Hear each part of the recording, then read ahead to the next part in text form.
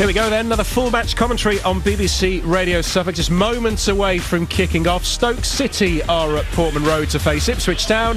Former Town captain Mick Mills is alongside Brennan Woolley. Stoke and Town build on their best win of the season to date. That's what we're all wondering ahead of this one.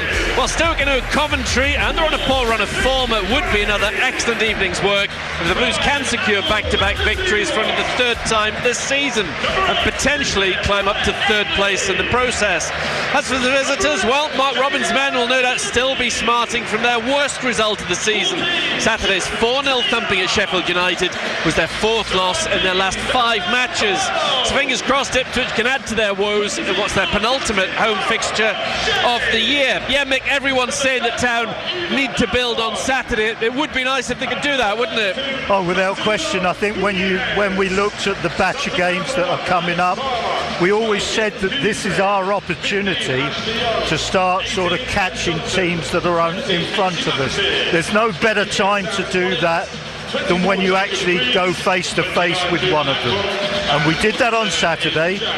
Okay, we all know the circumstances of the first half. We got lucky, but by the end of the game, we've won it well, we've won it comfortably, we've got the 3 points, and we made 3 points up on Coventry. Now this is exactly the same scenario. We're now facing a team that are going to be competing with us for the rest of the season. This is our opportunity where we can do something about it. We haven't got to look at the monitors of a match somewhere else and see how Stoke are doing. Are they losing the game?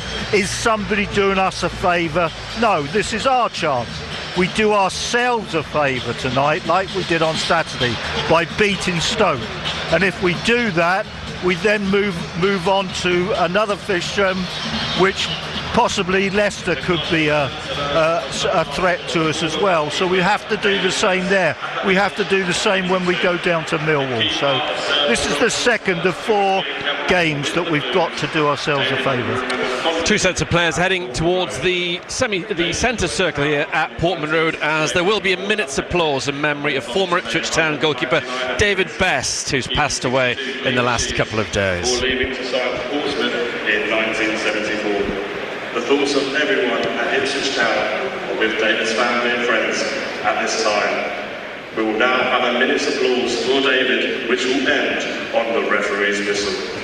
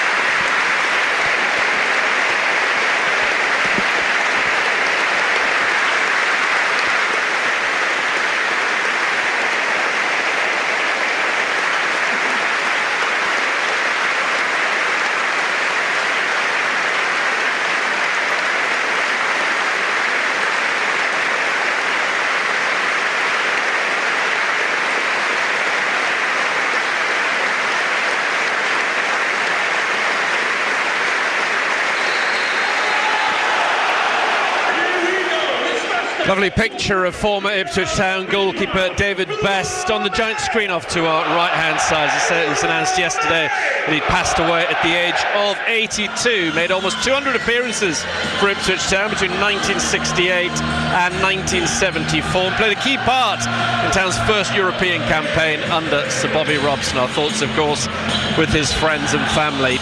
One change for Ipswich Town tonight is forced upon Kieran McKenna. No George Hurst. He's serving a 1-match ban for picking up his 5th yellow card of the season at the weekend, so he can face his former club Leicester at the weekend. His place goes to Ivan Athon. Walton is in goal.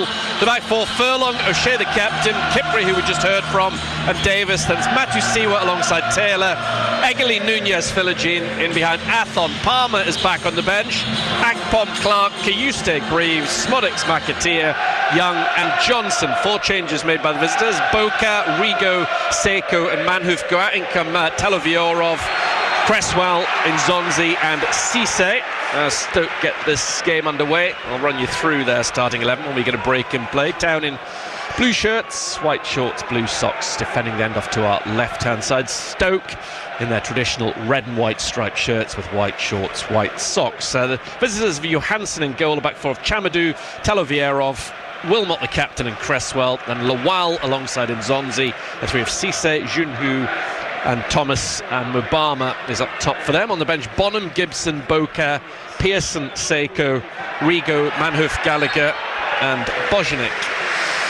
Free kick for Ipswich Town, just underneath us, their right-hand side in this first half. The man in all black, the referee Adam Herzeg, never refereed Ipswich Town before.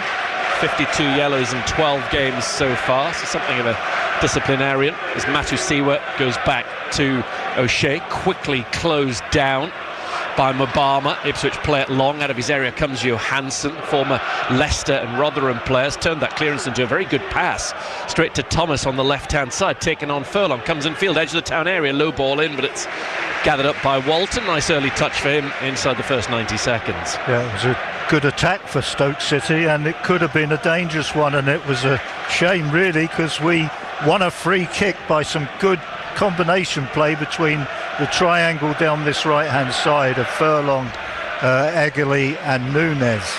Walton passes it to Kipre, quickly to the far side. Davis smoothly running down the left wing, he crosses halfway, gives it to Philogene underneath the Stoke fans, edge of the Stoke area. Philogene edge of the box now. Nunez back to Philogene, he shoots and scores a terrific goal.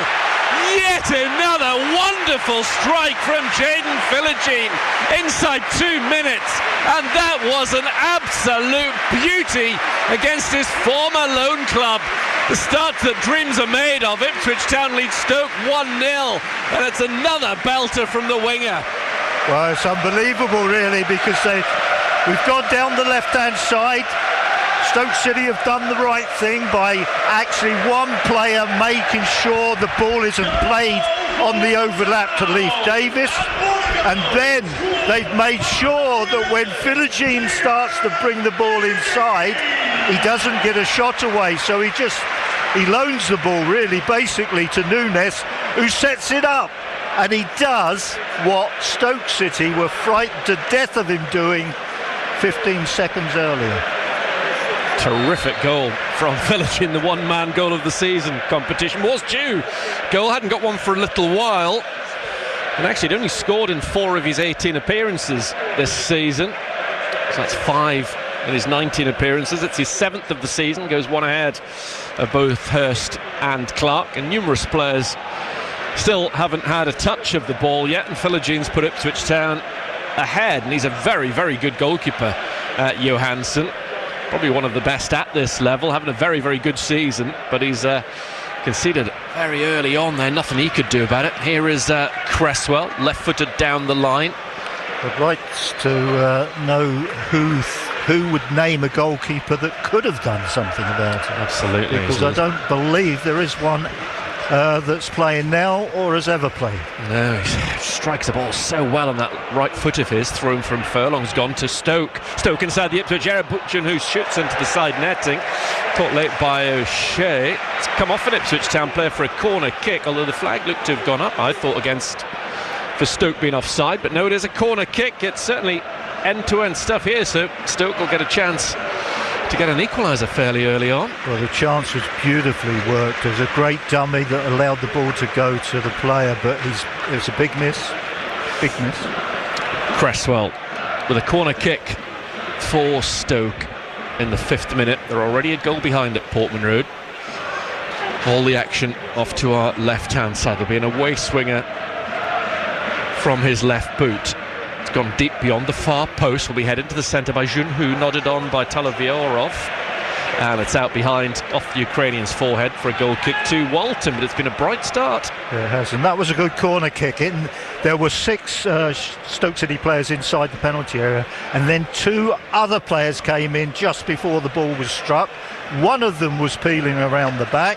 That's where the target was. It got there. The header into the danger zone was very, very good, but I think again a little bit lazy with the finish. Wilmot challenging Athon. Athon's one of those that's yet to touch the ball. Here is Eggerly. Of course, he's trying to score for 3 games in a row. He's given the ball to Athon. Town 1-0 ahead if you're joining us late. Philogene with a Philogene special. Wonderful goals, giving Ipswich Town the lead. Well intercepted by Matusiwa. Athon to halfway. The Dutchman's got it again. Now Furlong in front of Kieran McKenna. Spoke with great respect for Mark Robins' achievements in the game. Kieran McKenna earlier on. Oh, terrible pass from Kipre.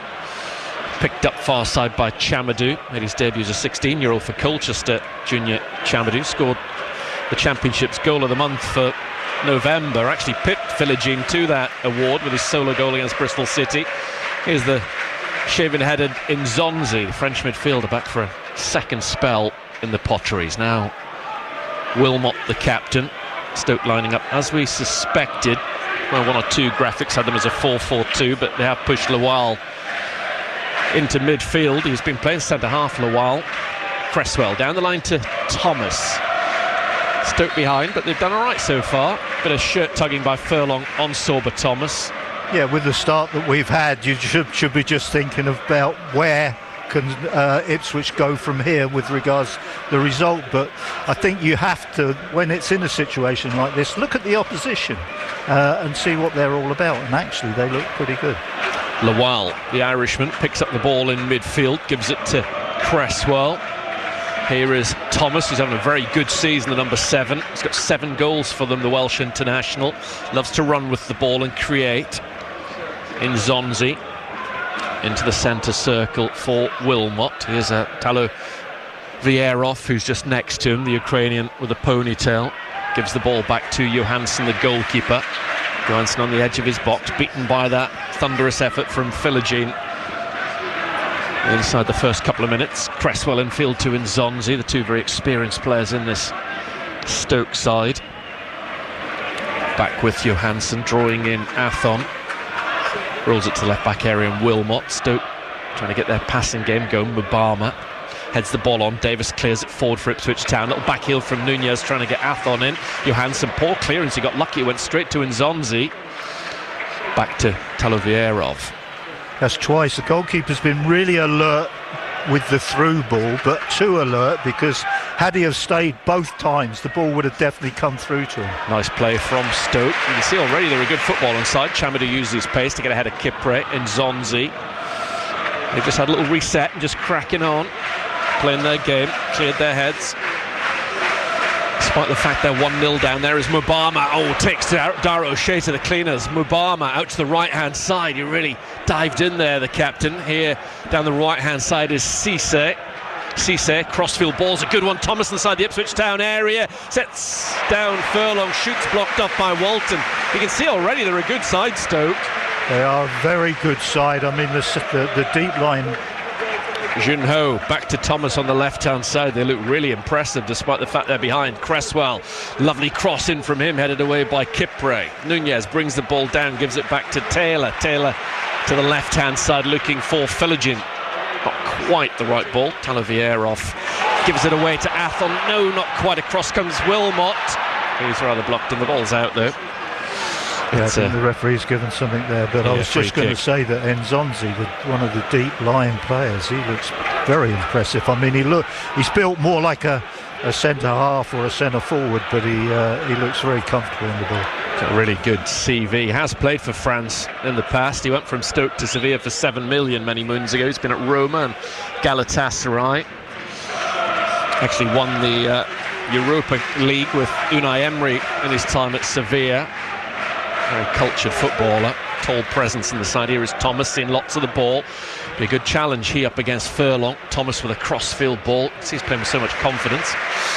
Davis heads it back to Walton. Walton left-footed clears out. Not quite, swings in on the far side in the end. Talovierov belts it up into the clouds. Davis now has a decision to make. Mubama goes after him. Didn't have enough on the ball to go out behind. A tangle of legs sees Mubama upend Davis. Free kick Ipswich. Yeah, they look a good side. I'm glad we've sort of got an early goal. I was thinking that as well. Will just help us without question, because if this had been 0-0 and we were looking at the opposition just to see what they're all about, we would have been a little bit concerned. But we're 1-0 in front, so we can relax a little bit. But they've got some very talented. Thomas on this left-hand side looks useful. Walton plays the ball out to O'Shea. Philogene scored for Ipswich Town inside the first couple of minutes of this game. There's another cracking goal as well. Ball's out off in Zonzi. Teams have to be aware that when he comes in on his right foot edge of the area, is a massive threat, Jayden Philogene. Here is Telo Vierov. Actually joined Plymouth last January transfer window, had a terrific time for them, and then Stoke bought him 6 months later. So still relatively new to English football, the Ukrainian. Makes a start here tonight. There is Cisse, playing on the right-hand side for Stoke. Plays the ball across to Thomas. Thomas goes infield, blocked off by Egley. In flies Lawal. Play on, says the referee. Nunez along the deck to Philogene. Going to take on Chamadou. Good battle in terms of pace between those two. Philogene gives it back to Davis. 1-0 Ipswich as Taylor turns away from Junho, the South Korean. Up from Matusiwa to Nunez. One touch straight back to Furlong. Now O'Shea being closed down by Mubama. Egley to Nunez. Nunez looks up, tries to find Athon. Has his legs taken away from it the last second. He goes down, the referee says play on. Yeah, I think he could have given a free kick there. I think that was a little tap from behind. Here is Lawal. Spent a lot of time injured after joining Stoke in the summer of 2024. Hasn't really had his breakthrough until this season. The ball pings around in midfield. Mubama tidies it up back to Nzonzi, and Nzonzi gives it to Chamadou. Now Cisse in front of the cobbled stand. Infield again to Nzonzi. Yet to waste a pass, the big man. This time he has to go back to Talovierov. Look as good as anything we've seen so far this season in terms of Stoke, what we've seen this 12-minute snapshot of them. Thomas trying to get Mubama in. Should have done better, Thomas. Should have done. To be perfectly honest, that was an easy pass forward. O'Shea to Egley. Back it goes to Furlong. Is a terrific manager. Mark Robbins, very experienced one now, 825 games. Obviously an absolute cult hero in Coventry for taking them from League Two to the Championship. A few clubs down the years: Rotherham, Barnsley, Huddersfield, Scunthorpe. I've had some time at Norwich as a player, as Philogene's caught offside, far side. Free kick to Stoke from their right back, Chamadou. Had the makings of a dangerous move with Leif Davis going on a very strong overlap. 1-0 Ipswich Town live on BBC Radio Suffolk Sport. Fifth goal that Stoke have conceded. It's had little more than a match. 4-0. They were thumped at Sheffield United at the weekend. Kipre trying a little run forward. He loses the ball, then catches Cisse. The referee says play on. Mubama, who started at West Ham, currently on loan from Manchester City, is tripped. Here is Egley trying to go in a central area, caught by Cresswell. The referee wants a word with the former Town left back. Yeah, I think it should just be a word as well. I don't think there was too much wrong with that. I think Egley had actually overplayed the ball and it was going through to the centre half anyway. I don't think there was any progress after that initial touch of his. But just a word, that's fair enough. Good refereeing in the end there. 138 appearances for Ipswich Town. Aaron Cresswell having signed under Paul Jewell from Tranmere. More than 300 Premier League games for West Ham. Had a terrific career in the east of London. Here is O'Shea on the centre spot. Square to Kipre. Now it's Jack Taylor on the far side, just square of Kipre. Davis had gone further forward. Walton and the D on the edge of the penalty area off to our left-hand side. In the 15th minute, Walton fires it long, looking for the goal scorer Philogene. Too much on that ball. It's out underneath the Stoke fans, but warmly applauded by the home crowd. Yeah, just looking at this, I haven't seen the Town over about 4 months now. I did say on Saturday that they look to me as if they're better when they have to play counter-attacking football. We're 1-0 up tonight, but I already feel that Stoke City are probably going to be in charge of most of the game, which will force us into being a counter-attacking team again tonight. The ball's out far side for an Ipswich Town throw-in. Stoke City clearly haven't taken up their full allocation of seats for this game, understandably so on a cold Wednesday evening in December. 400-mile round trip, I think it would be, from their part of the world. Here is Jack Taylor giving the ball back to Davis, tight down that far touchline. He squeezes it to Philogene. Philogene's done well. Infield to Matusiwa. Ipswich Town switch the attack. Matusiwa to Nunez. Nunez edge of the area, has a go. It's on target, but it's straight at Johansson, the goalkeeper. He wants to get Stoke quickly on the front foot, but that won't materialise as Town can get back and set up. It was excellent play from Matusiwa, how he sort of managed to come out of a really tight area just by leaving the ball alone and going with the ball, and then he was able to get the pass over to this right hand side to Nunez. Obama chests the ball down on halfway, and with a long sleeved red and white striped shirt on. Back to Wilmot, once an England under-21 international. Talovierov out to Chamadou, hugging that far touchline. He can't control it. Taylor, little flick on to Athon, the one change pre-kickoff if you went with us earlier on. Athon in for the suspended Hurst. Lawal goes back to Wilmot. 3 of Town's next 4 away from home, starting at Leicester on Saturday.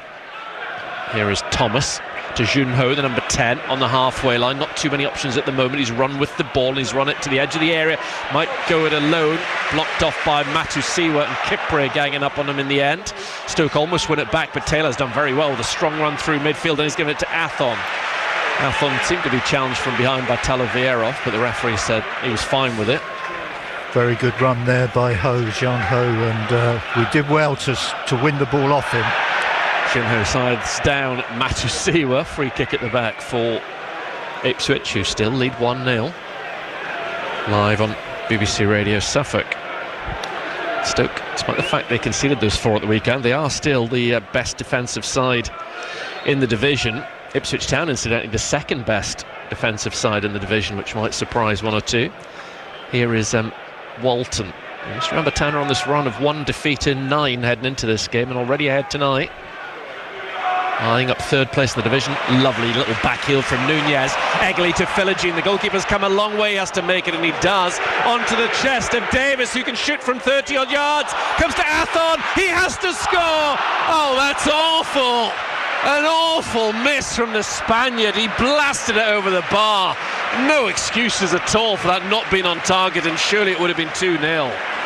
Yeah, that was exciting stuff. That really was. You know, the ball through is a good ball. Goalkeeper actually does well to come and deal with it, but then makes a hash of the clearance, and Leif Davis does really well. He's unlucky. Then unfortunately Athon is not unlucky and skies it really, really badly. What a let-off for Stoke. He knows he should have done better there. Davis's effort was on target from 35 yards or even further, but Johansson had just got himself back into his box to be able to use his hands and make the save right on the edge of his area. It was unorthodox. Thomas trying to play it in behind for Mubama. Ball's gone all the way through to Walton. 1-0 though. Ipswich Town do have a goal if you went with us for the first couple of minutes of this 7:45 championship kick-off. Well, I like the game so far. So do I. Walton squeezed the ball out to Matusiwa, then he finds Nunez. Nunez infield to Taylor. Taylor quickly out to Philogene. Good football this from Ipswich Town. It's a really good game live on BBC Radio Suffolk. Philogene's got the ball infield to Nunez. Turns, has a go, but gets underneath it and scoops it over the bar. No, he's got to settle down. That was a lovely counter-attack again, you know, and we had sort of real possibilities down the left-hand side. Comes into Nunez, and then he's just got to just simmer down, you know. He's not in a good position to take a pop at goal. We've got lots of players to his left, to his right, ahead of him. Just think about it a little bit more and see if you can work it closer to the goal, you know. So that was wasteful. I do like this midfield through Matusiwa, Taylor and Nunez. I like this team as it's cleared away by Johansson. O'Shea heads the ball to Egley. Egley has a wrestle with Cresswell. Matusiwa gets the ball back, and Taylor plays it out to the left-hand side to Davis. Philogene's in front of him. Athon's through the middle. Egley's wide on the right-hand side. Davis gives the ball to Philogene. Philogene into the Stoke area. Thought about having a go on his right foot, then does eventually, but it's straight at the goalkeeper, this time on his near post. Stoke have a man down on the far side. I think it's Cisse. Let's go back to Graham for goal news. Yeah, just one other goal of the Championship so far. Jordan Ayew from the penalty spot. Bristol City 0, Leicester City 1. If you put George Hurst into the side for Athlone, Mick, do you think this is Kieran's favoured 11? If he had to win a game tomorrow, gun to his head? Yeah, without question. I think it's top secret, but I think it is. But he would never say it is, because he believes in trying to keep everybody happy by not saying that, But it's just amazing that we come up against these two fixtures, Coventry and then Stoke City. We get the tremendous result on Saturday, and then we pretty much go with this same team again, and this is pretty much the first time he's ever done this with a back-to-back situation. And how ironical it is when you think this is the most difficult 2 games that we've faced back-to-back this season. So I think if you would say brought Sheffield Wednesday here and Stoke City where Sheffield Wednesday is, then I think you would have seen the wholesale changes. Break and play for actually Jack Taylor at the moment. The Stoke player who went down first is up quicker. It's Taylor who's receiving a bit of treatment from a couple of members of the Ipswich Town backroom staff. Yeah, I mentioned that Town have got 3 in the next 4 away from home off the back of Leicester at the weekend. They're here to face Sheffield Wednesday, final game before Christmas, the following Saturday, the 20th. And then off the back of that, we're at Millwall for a 1 o'clock kickoff on Boxing Day, and then that random 6 o'clock kickoff at Coventry on Monday the 29th. That's the first of the return fixtures, if you like, after today. There's only Leicester, Sheffield Wednesday, Millwall that Ipswich Town haven't faced. Thankfully Taylor is up on his feet and he's okay to carry on. Stoke players have been across for a pep talk from Mark Robbins, a little drinks break. Yeah, Town lead 1-0 on BBC Radio Suffolk as we reach the midway point of this first half. Yeah, it's very much break football. I mean, they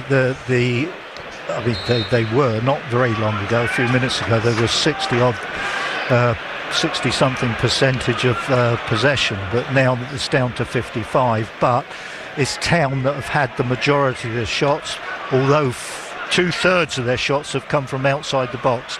That's because of the way they're playing. They're winning the ball, they're sort of getting their attack going very, very quickly, and they are hitting, as soon as they see sight of the goal. Last time it was 2-0 Ipswich. Luke Wolfenden and Caden Jackson, then 0-0 at their place on I remember a wet New Year's Day in Ipswich Town's promotion season. Play back underway. A consternation on the crowd because Taylor's not been allowed to come on. Now he is. Town are back up to 11. Cresswell played a bit at centre half or left hand side of a 3 for West Ham in the David Moyes days, but we always knew him as a left back, and a very good one at that. He's given the ball to Wilmot. Wilmot jabs it through the middle. It's going to be easy for Kipre to deal with Anders. Egley twists his neck and heads the ball up the halfway line. Junho breaks away with it though, the Stoke number 10. Then goes to Thomas. Cresswell through a little gap to Junho. He and Chamadou played in the last meeting between these two sides. Cresswell closed down by 2 Ipswich Town players. The ball comes off Egley and flies over the heads of Mark Robbins' staff. Yeah, good discipline play by Town, because they have got really good first touch, the Stoke City players, and they combine well as well. Yeah, like a nice side. Cresswell. Here is Wilmot. Infield to Lawal, the number 18. Up to the halfway line then. He gives it along the deck to Chamadou. One touch back to Lawal on halfway. He switches the play with a diagonal, looking to the left-hand side for Thomas, but it's the Ipswich right back, Furlong, with a bit of an involvement from Egley, who clear the ball. Athon heads it on. He'd like to have that chance of a few moments ago again. A real opportunity for Ipswich Town to beat Johansson for a second time. Nzonzi on a plate for Chamadou. Remember watching Chamadou play against AFC Sudbury in the FA Cup a few years ago. There is Wilmot to Talovierov. Back to Johansson inside his 6-yard area. The Swede gives it out to the left side. Wilmot, as the Ipswich Town crowd try to pick up the atmosphere. Nice control from Nzonzi. Then tries to play it over the top for Thomas, who picked up a central position. Cisse brings it down for Sorba Thomas, who might have a go. He does. It belts off the knees of O'Shea. Pings back to Lawal. Stoke can rebuild inside the Ipswich half. Lawal out to the right-hand side, and Cisse. Chamadou's made a run in front of him. He goes back to Talovierov. Pretty much on the centre spot, Ben Wilmot has the ball for Stoke as Town send out Chuba Akpom in a yellow bib for a little jog along the near touchline. Stoke with Chamadou. Infield to Lawal. Yet to show anything in an attacking sense. Lawal, the midfielder. Wilmot to Junho, edge of the area, miscontrols it. Mark Robin shows his frustration, and the ball's out of play for an Ipswich Town throw. Yeah, we did well in the end. We defended that really well in the end, but he's a clever player, Young Ho. Really clever. Watching his movement to get into that position to receive that ball was excellent. Good number 10. Yeah, he is. Saturday's 100th league appearance in England. Athon with a header on. He's gone down injured. Ivan Athon in a lot of pain. Play continues, holding the right side of his rib cage. I thought he'd taken a smack to his head initially, but it's definitely his ribs that he's holding, so the referee's wave play on. Athon back up on his feet, still grimacing. Aaron Cresswell has the yellow ball under his control. Back to the halfway line, Stoke again, still with a lion's share of possession. Talovierov out to the left looking for Thomas. Furlong stretches his neck and heads the ball out of play. Town have gotten it to defend a Stoke throw-in outside their area. Thomas throws it quickly to Cresswell. Thomas gets it back, well intercepted by Matusiwa, but it rolls loose to Thomas. His socks low on his ankles. Here is Talovierov. Stoke have worked it from left back to right back on the far side. Chamadou plays a 1-2 with Cisse. Chamadou, who does love to come forward, has made a big run, and he saw somebody in front of him that none of us could see, and he's passed the ball straight to Alton. Terrific run, but the ball that he should have played, he was facing this way, and it should have been a crossfield ball to Thomas, really. Why he tried to be intricate with a ball to where he played, I don't know. That terrific goal he did score was one that he galloped from the halfway line against Bristol City and put it in the far corner, shades of one that Brandon Williams scored for Ipswich Town here a few years ago. It's a very good individual goal. Very different to Philigine's that was up for that award. The one we've seen from Philogene, I would imagine, tonight will make the shortlist for December's Championship Goal of the Month. The ball goes back to Walton. Yeah, Town lead 1-0, 28 minutes played. O'Shea with a wasted pass. Chamadou tidies up by side-footing back to Victor Johansson. He's closed down by Athon, but he kicks it away to the halfway line. O'Shea wins a header. Philogene's beaten in the air, as you'd expect by the centre-half, Talovierov. Philogene up against two players far side. Wins a throw-in off of the stabbing challenge of Chamadou. Interesting game. It's a quality game. Both sides are playing decent stuff in a different way, and it's really, you're sitting there and you're thinking, well, the second goal is absolutely crucial to the game, really. You know, if Town get it, I think that you might see a disillusioned Stoke City side. If Stoke get it, then they'll be really up for the game. Yeah, particularly having got thumped 4-0 at the weekend. Stoke, when they were at Bramall Lane. Forward from Taylor. Davis on the far side.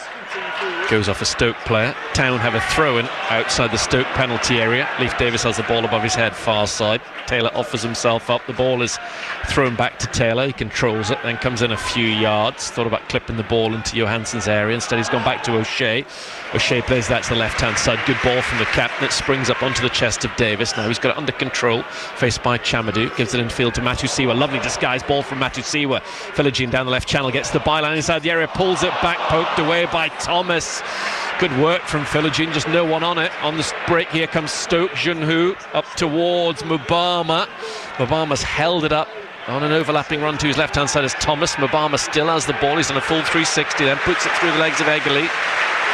Town have got numerous blue shirts back behind the ball, which is in its Stoke half. Yeah, we were unlucky there. To get in so deep into the penalty area like Philogene did there, and not something to come from it was, disappointing. We really should have perhaps created a really good chance which could have put us 2-0 in front, but Stoke again countered brilliantly, and a lot of it was through this. When the centre forward got it, he was a bit irresponsible on the ball. 1-0 Ipswich, half an hour played. Chamadou infield to Mubama, who controls it, plays it to behind Junho, and it's picked up by Furlong. Matusiwa, lovely one-touch stuff. Matusiwa feeds Eggley. Eggley has Athon making a run, stayed onside by the looks of things. Flag stays down. Athon edge of the area to Eggley on his favoured left boot, blocked off by Nzonzi. Comes out to Furlong. Furlong loses the ball. Junho gives it to Thomas, the number 7, drawing in Eggley. Infield, he flicks the ball. Matusiwa in the right place as ever. Gives it to Furlong, and back it goes to Dara O'Shea. Yeah, it's the first little bit of squabbling I've seen between Cresswell and Thomas. You know, that's what you like to see if you're playing against a team. You know, a couple of players starting to fall out. Bit of bust-up Sorba Thomas with Wes Burns. I remember the last time we were at Huddersfield, the two of them always had to be separated, but both Welsh colleagues. It's one of those moments. Matusiwa forward to Athon, but it's to Johansson rather than the Spaniard. He was quickly out to the edge of his area, the Stoke goalkeeper. Still 1-0 they trail. Philogene with another cracker inside the first couple of minutes of this game. Town's top scorer this season. There is Bosun Lawal to the halfway line, again looking out to the left for Thomas. Furlong wins the header, but Cresswell was alert to what was going to happen there, read the situation well. Thomas brings the ball down 25 yards from goal, runs into Furlong, showing some signs of unhappiness and frustration there, Thomas, that time towards the referee, as the ball's cleared out by Ipswich. Throw into Stoke, which Cresswell gets back to Wilmot. Closing in on 150 league starts for Stoke. Nzonzi trying to thread it through to Mubama, read by O'Shea. Then he picks out a pass to the goal scorer Philogene. Taylor inside the Ipswich Town half of the field, just stopping and looking around, drags the ball back and then plays it to O'Shea. O'Shea diagonally looking to the far side, but he only picks out Chamadou, the right back. He weighs up his options and then in the end goes back to Johansson. This Town's 20th game of the season, looking for their 9th victory. Furlong. It's very quiet in the stadium. It is all of a sudden, isn't it? I think everybody's watching this game, you know, with a lot of interest, but you know, they can't quite get vocal. Wilmot at left back. The captain goes back to Johansson. Right-footed clearance from him. It's not the best. Doesn't reach the centre circle. Chested down by Junot. Then taken on by Lawal. Pills for handball. Not given. Looked like a hand. Lawal to Chamadou. Chamadou goes high and long. Crossfield towards Thomas. Furlong is there. He heads it away. Controlled on the outside of his right boot by Taylor. Neatly in midfield. Taylor trying to play it through to Athon, who slipped, but it wouldn't have reached him anyway. Talavierov got it. Nzonzi prods it forward to Junho. Now Lawal for Stoke. We've had the bulk of possession in this first half, but it's only Ipswich who've scored. Back via Chamadou to Talavierov. Stoke playing it from right to left. Cresswell up towards Mubama. Mubama's first touch wasn't good enough. His second gives it to Eggley. What can Ipswich Town do with that gift? Eggley runs it infield, looks towards Davis, who'd made a run in. Now Matusiwa has to go back and cover it left back as Davis had gone forward. Matusiwa will have to go after the right winger Cisse. Stoker on the prowl. Cisse's cross into the Ipswich area, goes all the way to Thomas. He brings it down inside the Ipswich box. Unorthodox, his cross into the middle off the outside of his right boot. Stoke get it back. Cresswell to Junho, back to Cresswell. On the left-hand side is Thomas. Thomas to Nzonzi, just south of the centre circle. Wilmot holds things up. 35 minutes gone on BBC Radio Suffolk Sport. Still that early goal from Philogene separates these two teams. Cresswell to Thomas. Furlong's shadowing him. Cresswell up towards Mubama. Mubama with a little back header on, but the flag's gone up against him. Chucks the ball down out of frustration. Free kick at the back. Really tight game, it really is. It is, isn't it? Anything can happen, to be perfectly honest. They've got they're having lots of possession, Stoke, but they're not really they're not opening us up in sort of the final third of the pitch. So that's good. It means that defensively we've got hold of them really, but they are clever in midfield. I like the number 10, Jun Ho. I think he can do things if he's given the opportunity, so we've got to be careful with him. Town's just a 1 win in the last 10 against Stoke. That was the last meeting here as Town almost give the ball away at the back. Walton just about finding Matusiwa. Town cleared up to halfway. Talavierov's header is picked up by Nunez on halfway. He looks for Eggley. Nunez back to Eggley. Eggley tries the switch. It'll reach Davis. Davis brings it down. Jinks infield to get away from Cisse. Davis trying to thread it through to Athon. Stoke were alert at the back. There is Cisse. French youth international. Has to go back to Chamadou. Infield to Lawal now. Stoke have it on the edge of their penalty area with Talavierov. Even Stevens in terms of the history between these two clubs. This is their 81st meeting, 29 wins each in all competitions. We go there on a Tuesday night in March for the return game this season. There is Johansson. It's been pretty much an ever-present in the league since he joined them from Rotherham a couple of summers ago. Talavierov on the far side in front of the travelling Stoke fans, up to Mbama. Mbama just bypasses Nunez, hence the oohs and ahs in the crowd to get it back to Wilmot. Now Junho on halfway to left-hand side. Cresswell's just kept the ball in. Little back heel finding Thomas. Thomas to Nzonzi. Nzonzi gives it to Lawal. The crowd getting behind Ipswich Town. Kieran McKenna talks in his programme notes about how good they were on Saturday and the part they played in the win over Coventry and how they'd be needed again tonight, and they're trying to play their part. Cisse for Stoke, robbed by Philogene. Really good work. That's applauded by Kieran McKenna, that tracking back and defending from Philogene. Really good stuff from the only goal scorer so far. Biff Davis in front of the cobbled stand as he tends to be in the first half, running over the halfway line, playing it forward to Philogene, who should get on the ball as it races towards the corner flag. No, not quite. He's given it up and it's out of play. Well, if he had have got onto the end of that ball, I think he should have entered the Olympics whenever that comes around next, because that was badly overhit, and it shouldn't have been overhit by Leif Davis. He initially did terrific work, collection, burst inside, terrific, set himself up for playing the ball to Philogene, but as soon as it left his foot, I thought, no. 7 minutes exactly to go until half-time. Nick Mills with me for this game tonight. Town leading Stoke 1-0. I have Alex Matthew with me at the King Power Stadium on Saturday. And Town meet another side that was playing Premier League football last season. Found it tough. Life back in the Championship, Leicester City under their new manager Marty Cifuentes. They're in action at Bristol City tonight. This is one of 4 Championship games. Also Derby versus Millwall. Millwall third in the table still. Hull v Wrexham. So there's another Champions League action. Lawal gets the better of his countryman Taylor. Then goes back via Wilmot to Cresswell.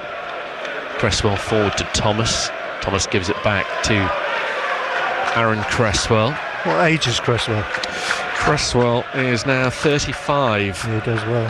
He does, doesn't he? Yeah, he does. Looked a good signing. He has done well, apparently. Speaking to a Stoke fan the other day. Athon spinning, but then eventually being tripped by Cisse. Free kick to Ipswich just inside their own half of the field. Davis goes back to Kipring. 6 minutes away from the board going up to signal how much extra time we're going to play at the end of this first period. Taylor looking towards Philogene. Talavierov wins the header. Lawal gets it back to Wilmot. He tucks it square to Cresswell. Cresswell plays it into midfield and Thomas. Now Nzonzi finds Cresswell. Down the line to Thomas. Furlong's having a pretty decent game against him. This time he's pulled him to the floor. Free kick for Stoke. It's an interesting battle between those two. Yeah, it is. I think Furlong is shading it at the moment, without question. So. But it's one of those ones. He's playing well, Furlong, but he's got to keep his concentration going because Thomas is very, very capable. Yeah, rested last week at Blackburn, Darnell Furlong. Free kick inside the Ipswich Town half. It's their former left-back Cresswell to take it for Stoke. Swings it forward to Shea, nods it down. Picked up by Talovierov. A decent hit from him, but too many players in the way. Philogene gets the better of Junho. Then he is chopped down by Lawal. The referee says play on. Looked a fair enough challenge to me. Home crowd disagree. Lawal then gives it to Nzonzi. No complaints from Philogene either. Here comes Cresswell as Stoke try to get level before half-time. He overhits that cross away from Mbama, and it's out at left back for a Town throw. Well, he initially got himself into a lovely position, Cresswell, by just disguising what he was going to do, and then he should have just gone and joined in with players that were close to him. The ball that he played wasn't a good one, but he still looks a good player. I remember when Tyrone Mings took over from him, I thought Tyrone had all the pace and power you would require. Aaron had all the cleverness that you require. So, two really good fullbacks around that time. Yeah, Town really did have good recruitment from Paul Jewell and then Mick McCarthy. It's his 498th career league start tonight, Cresswell. So 2 more. That's a real landmark for him. It's been a terrific career, as I said earlier on, most of it at Premier League level. Thrown for Stoke, in it loops to the Ipswich Town area, and there's Ipswich Town. The decision's gone their way off to our left-hand side. Must have been some pushing in the penalty area, I think. It's wasteful, really, if you're going to send all those players up for a long throw. The one thing you don't do, you don't give free kicks away. Daft from the visitors, who've been all right. They've been a decent side, Stoke. I've liked what I've seen from them, but Town lead this game 1-0. Hasn't been a great deal of goalmouth action. Town should lead at 2-0. Philogene trying to flick the ball onto the on-rushing Taylor, who's motoring down the far touchline. Back it goes to Johansson, beaten by a terrific effort from Philogene inside the first couple of minutes. Town trying to win back-to-back games for the 3rd time this season. 2 big wins they'd be. Great interception by Davis coming forward. Can Town get a second goal before half-time?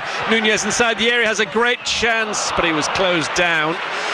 And he hasn't even got a corner kick from that. It's a goal kick to Stoke, which they've taken quickly. Stoke on the far side with Cisse. That was another really good opportunity for a second Town goal there. Yeah, I think the linesman had his flag up for offside, so that's the reason I think it was stopped. Cresswell goes back to Wilmot, and now Johansson back out to this left-hand side, and Cresswell, who's seen a fair bit of the ball in this first half, 2 minutes of which there are still to play. Thomas to Nzonzi, 1 touch from Nzonzi finding Cresswell. So a good game in Nzonzi in midfield for Stoke. Wilmot carries the ball forward 10 yards, then goes square to Talovierov. Chamadou infield to Wilmot, 1 touch from Nzonzi, moves it on to Mbama, well read and won by Kipre. Kipre gives it to Nunez, in dives Lawal. Play continues. The referee's played the advantage. Philogene up against Cisse and Chamadou on the far side. He still has the ball, gives it back to Davis. Davis looks up, decides not to cross into the Stoke area. Philogene does though, towards Athon. Like maybe a handball. Well, certainly shouts for accidental though from Cresswell if it did touch his arm. Furlong's left on the deck by the mazy dribble of Thomas. Forward comes Stoke down the left-hand side. It's Mbama. Junho's gone into a central area. Egley wrestles Mbama to the deck. Went down easily there, the number 9. It's a free kick to Stoke. Yeah, I think he had run out of ideas. Mbama, he should have released the ball. He didn't. And then he's sort of thinking, what do I do now? And then just he's waiting, desperately waiting for somebody to touch him. And I don't think it was a free kick. I think he just fell to the floor. Final minute of the first 45. Stoke have a free kick wide left. Thomas is over it for them. The board is being readied down below us. Town very close to taking a half-time lead down the tunnel, but still work to be done here. It's going to be Thomas that takes it. 2 hands in the air, plenty of players forward in red and white off to our right-hand side, and it comes from the Welshman over the top of Even in Zonzi, who's as tall as anybody down there, and it's out. Just the goal kick side of the far side corner flag. 3 minutes of added on time to play. Yeah, it's a wasted free kick, really. You know, it was always going to be driven way past the last man, and we defended it really well. We held that line really firm just on the edge of the box, and you know, once the free kick was hit, it was just a question of just marshalling it out for a goal kick. Walton getting ready to take this goal kick. Walton still in goal, despite the fact Palmer's back and on the bench, and quite rightly so. In Zonzi, it would have been very, very harsh if Alex Palmer had walked straight back into the team tonight. Foul on halfway on Chamadou. Lawal for Stoke. Plays it back to now Aaron Cresswell with the ball. Waiting, having a bit of a look around before he goes square to Wilmot. Back with Cresswell. Stoke have got exactly 2 minutes to score a first half equaliser. Davis challenges. Taylor turns it around the corner to Athon. Athon goes to ground. Lawal's on it for Stoke. Now Bae Jun-ho on the centre spot. Out to the left-hand side. He gives it to Thomas. Thomas up against Egley. Egley's done some good defensive work. Cleared away by Furlong as far as Cresswell. Infield to Jun-ho, who crumples down in a heap. Nothing wrong with the challenge from Matusiwa, says the referee. Nunez to Athon. He was always offside. We got a really good view of that. Yeah. Definitely Flags offside. up. Yeah, Yep. Some interesting things there. You know, when this ball came out to the left-hand side, I saw Aaron Cresswell started to go out of his blocks like Leif Davis does, and then after about 3 strides, he realised he didn't have the pace that he used to have, and he declined. Here he is again, Cresswell. Going long this time. O'Shea's chest trap goes out of play. Through to Stoke. Surely their last chance to get a goal before half-time. We're into the final minute of this first half. It's been a decent game of football. Stoke had a lot more of the ball than Ipswich Town, but Town have scored the only goal more than 45 minutes ago now, that only goal of the first half. Back with Johansson. Inside the D off to our right. The keeper clears it to Cresswell. Up will go Furlong. Cresswell's jarred his back as he's landed down below us, rather winded. Ball's out of play for an Ipswich Town throw. I think he's given a free kick, and I don't really agree with it. I just think that no, it's not. No, he's just decided. Furlong's decided, I'll get close to you, but I'm not jumping for the ball. And people say that you make a back. I don't really understand that one. Free kick to Stoke right at the end of this first half. We've actually gone beyond the added on 3 minutes.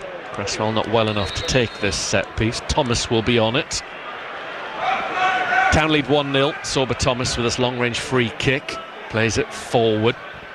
And Zonzi nods it into the Ipswich Town area. Touched on by Lawal to the goalkeeper Walton. And that should be that in terms of action in this first half. And there is the referee's whistle to confirm as much. And thanks to Jayden Philogene, 7th goal of the season. Ipswich Town leads Stoke City by 1-0 at the break.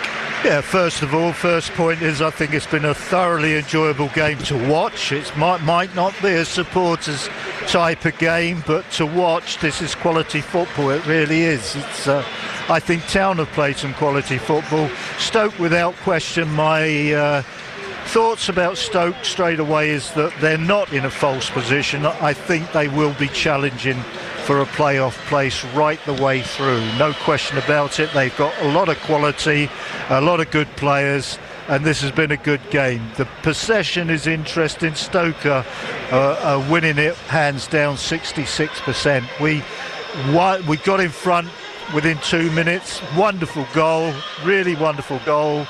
Stoke tried to sort of stop 2 things happening. They tried to stop the overlap from Leif Davis. They were successful. They tried to stop Philogene coming on the inside. They were successful. But what they weren't successful at was Philogene loaning the ball to Nunez, and that's all you do, is you're just loaning it to them. You want it back pretty much immediately, so it's a loan job back and in the back of the net. wonderful goal, great start, but then you started to see, what the game was all about. Stoke City, terrific. I like the two full-backs of Stoke City. I think they've got great qualities on the ball. I like the two centre-halves. Nzonzi in the centre of midfield is a good player. Young Ho, the number 10, is a very good player. So they've got a lot of quality in their side, but we are doing a really good job. We're having to play another game almost without the football over long periods of the game. We don't get frustrated.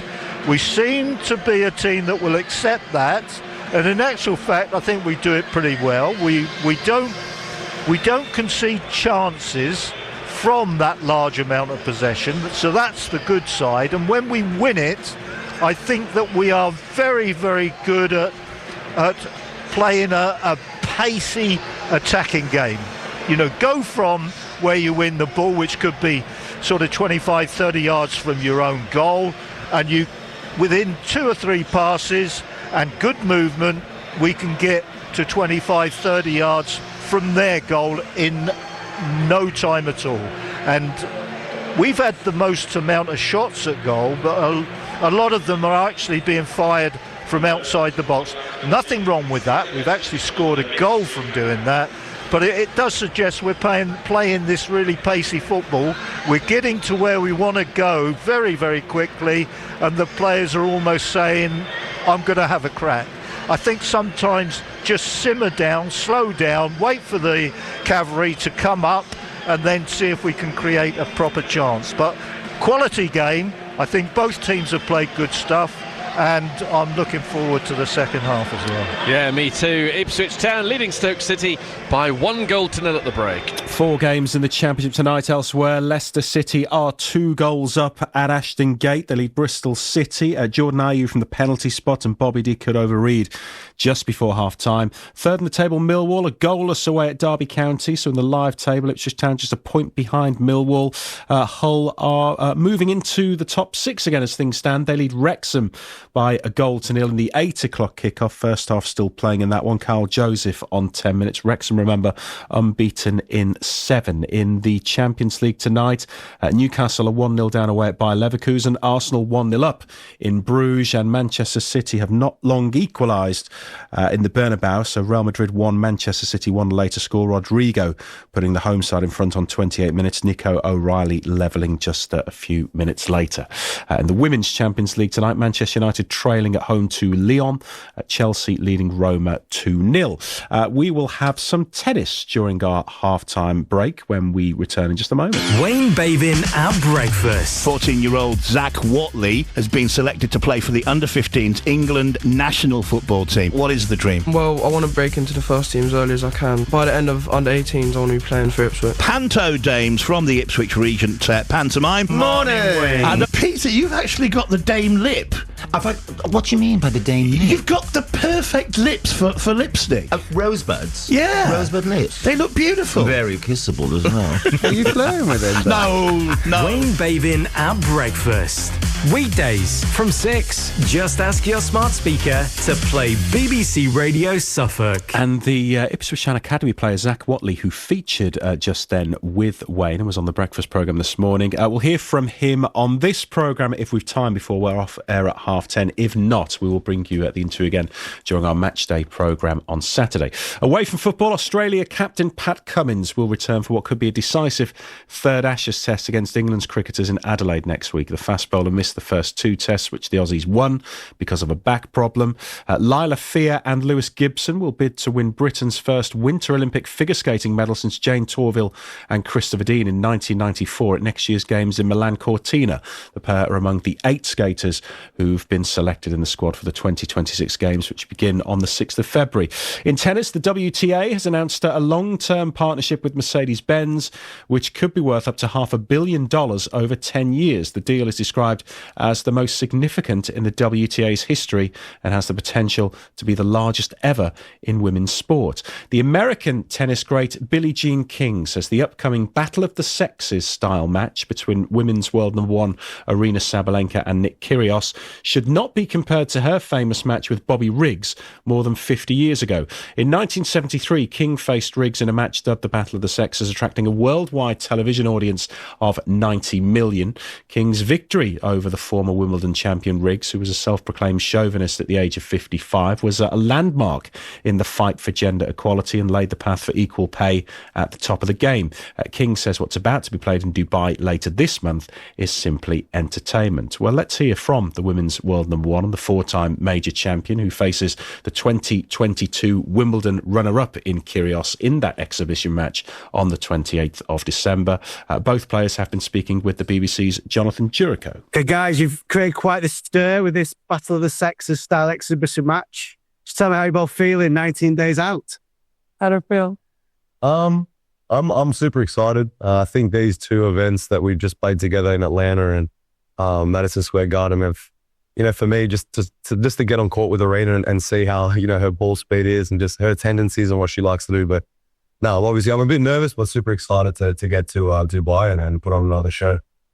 Yeah, I'm excited. I think it's great, and it's a great challenge for me, and I think it's going to be a great show and a fun thing to watch. A lot of people coming to support us, so I think it's already pretty big, and I love to put myself in this kind of situation, and I'm ready. Let's start at the beginning. Just tell me where the idea came from, and when did you first hear about it?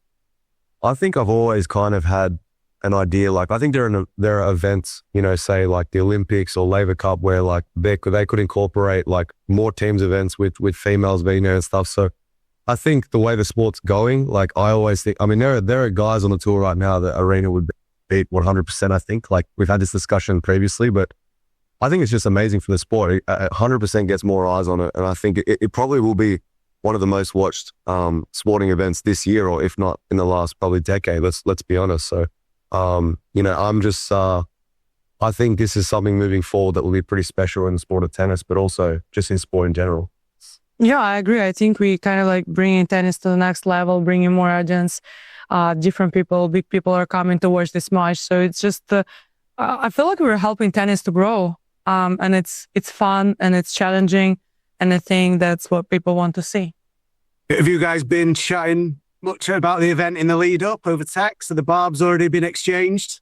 I wouldn't say we've been texting or messaging. It's more so we've been together for the last, week and a half. So, there's a lot of definitely. I'm giving him some hard time. Yeah, last night we played mixed doubles and she literally tried to ping me 5 times in a row. Like, she was crossing, she was smacking her forehand. Like, I obviously know that there's a lot of fire there and she's trying to intimidate me. And obviously it's work, to be honest. I'm keen to get away for a couple of weeks and just go back to the drawing board and figure out my tactics. But yeah, like, for sure, like she's ready 100%.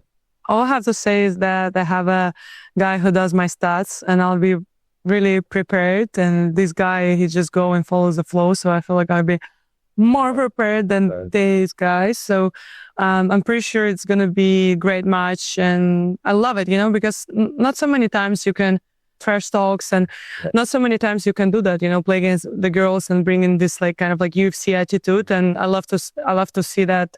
I don't know, not like I don't want to see it in tennis, but I love to be in this situation. I always wanted to be a boxer. So for me, it's like kind of like this cool, mean experience. And I love to be in this situation.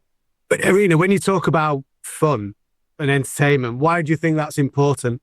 Yeah, I think whoever is coming to that match, they want to see great level of tennis, which they obviously going to see. And also they want to have fun. They want to have a great time. They want to have something that they're going to remember for long. And also I feel like for audience who wasn't able to attend the event, they want to see on social media some fun stuff that brings their attention.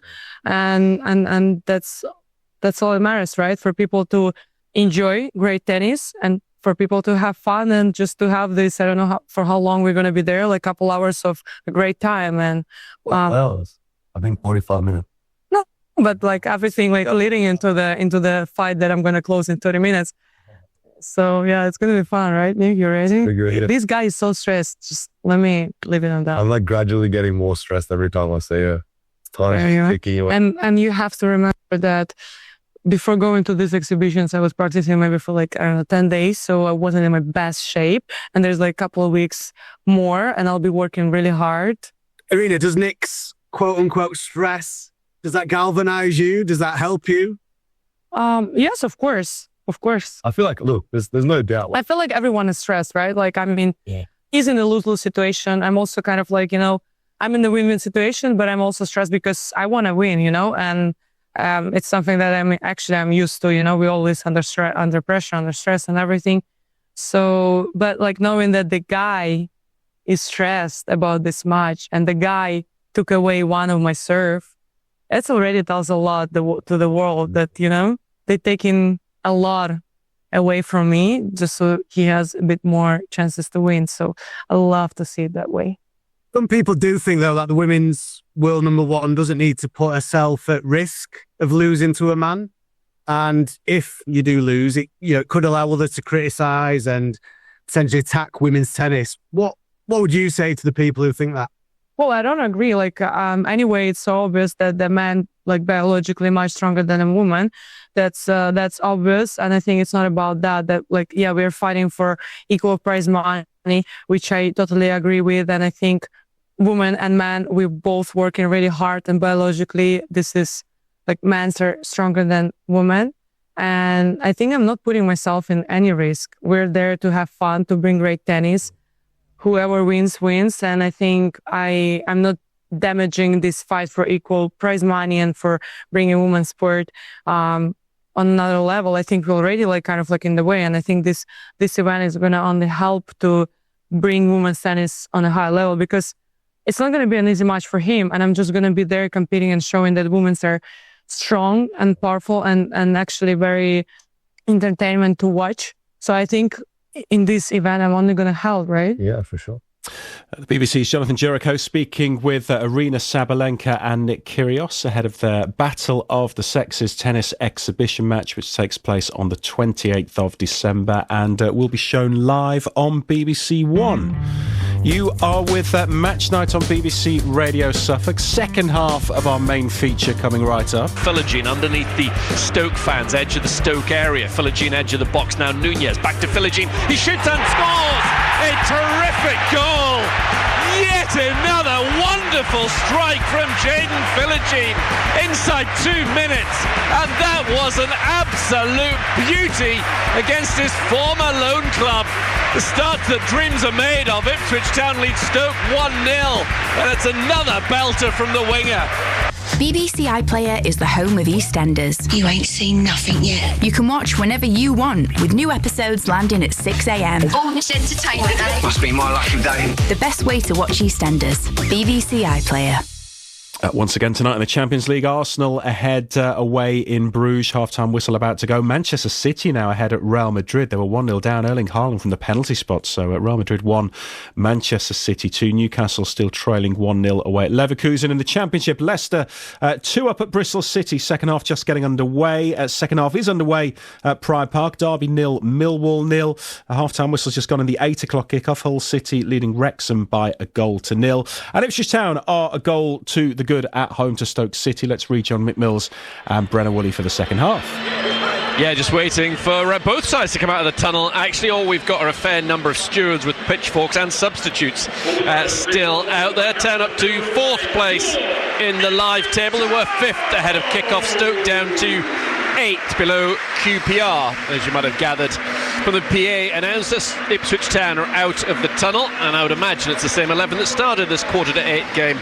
Walton will be in the goal off to our right-hand side of the second half. A back four of Furlong, O'Shea the captain, Kipre and Davis. Then it's Matthew Seawer alongside Taylor. The 3 across the park of Egley.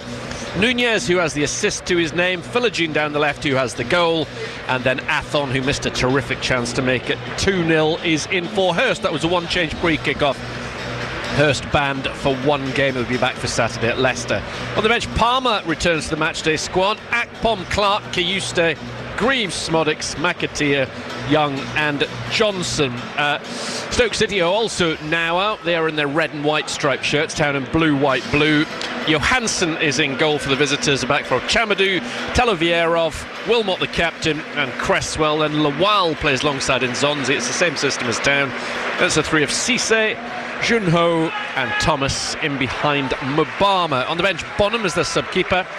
Gibson's a former Norwich defender. Boca, Pearson, Seiko, Rigo, Manhoef, Gallagher and Bojanek. It's Marcelino Nunez who's standing over the yellow ball in the centre of Portman Road as Mr. Herzog, the referee, gets this second half under the lights underway.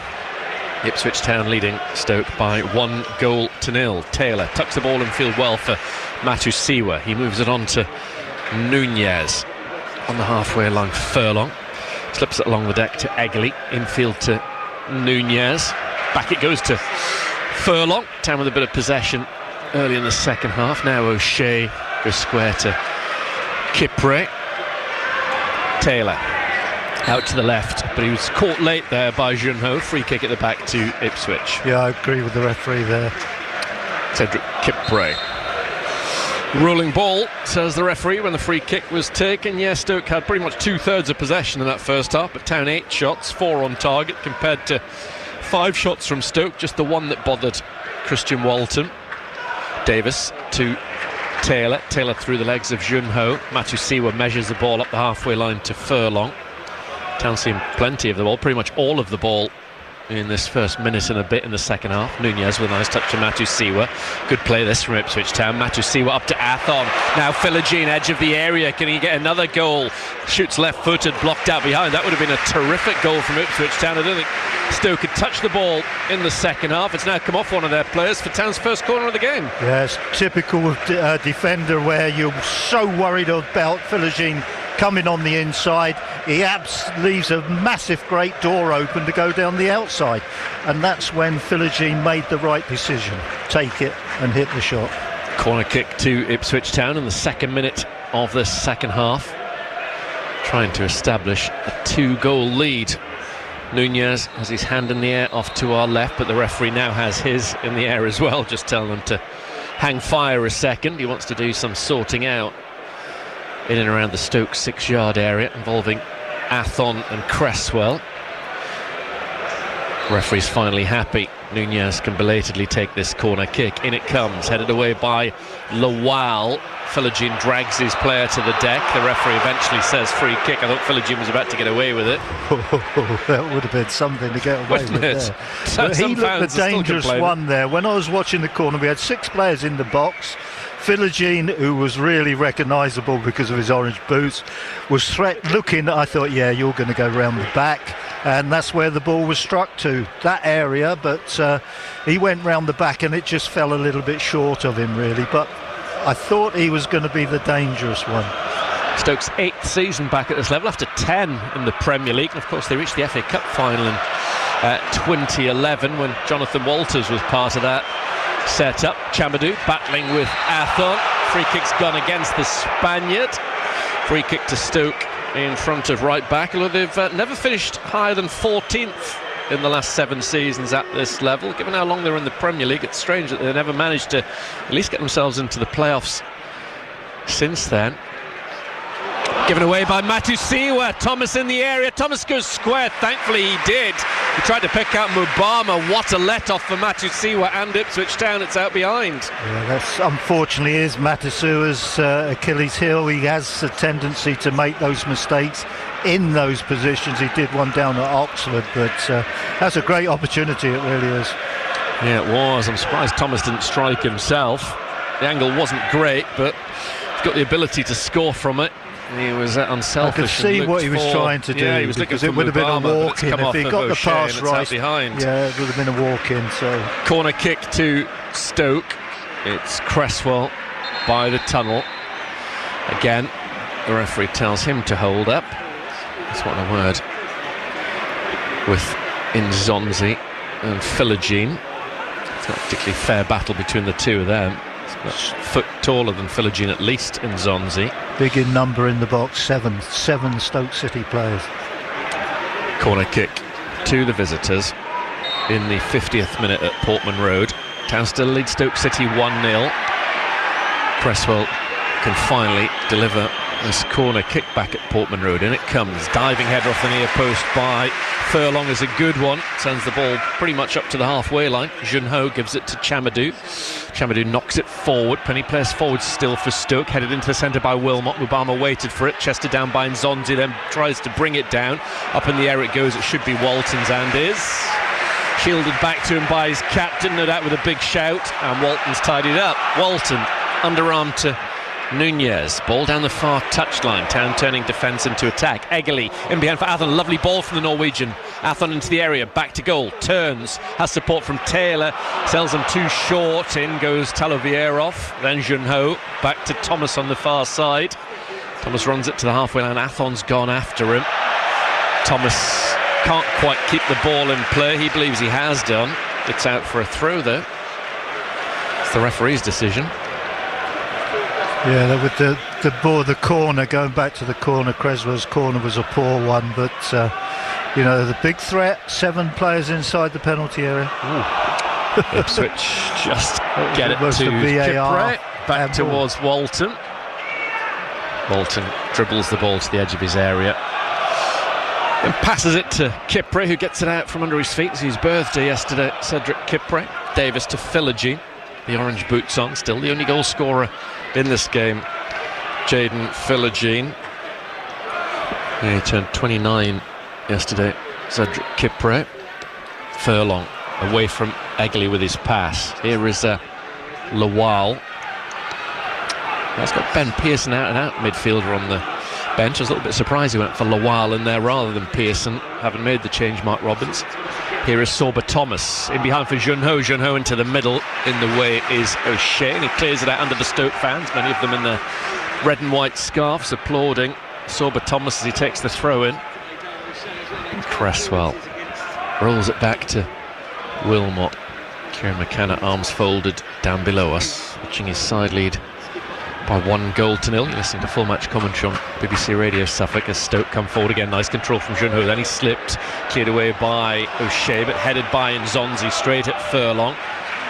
Jack Taylor has the ball in the centre of the Ipswich Town half to Philogene. Philogene first time on towards Leif Davis, who'd run in front of him, challenged successfully by Cisse.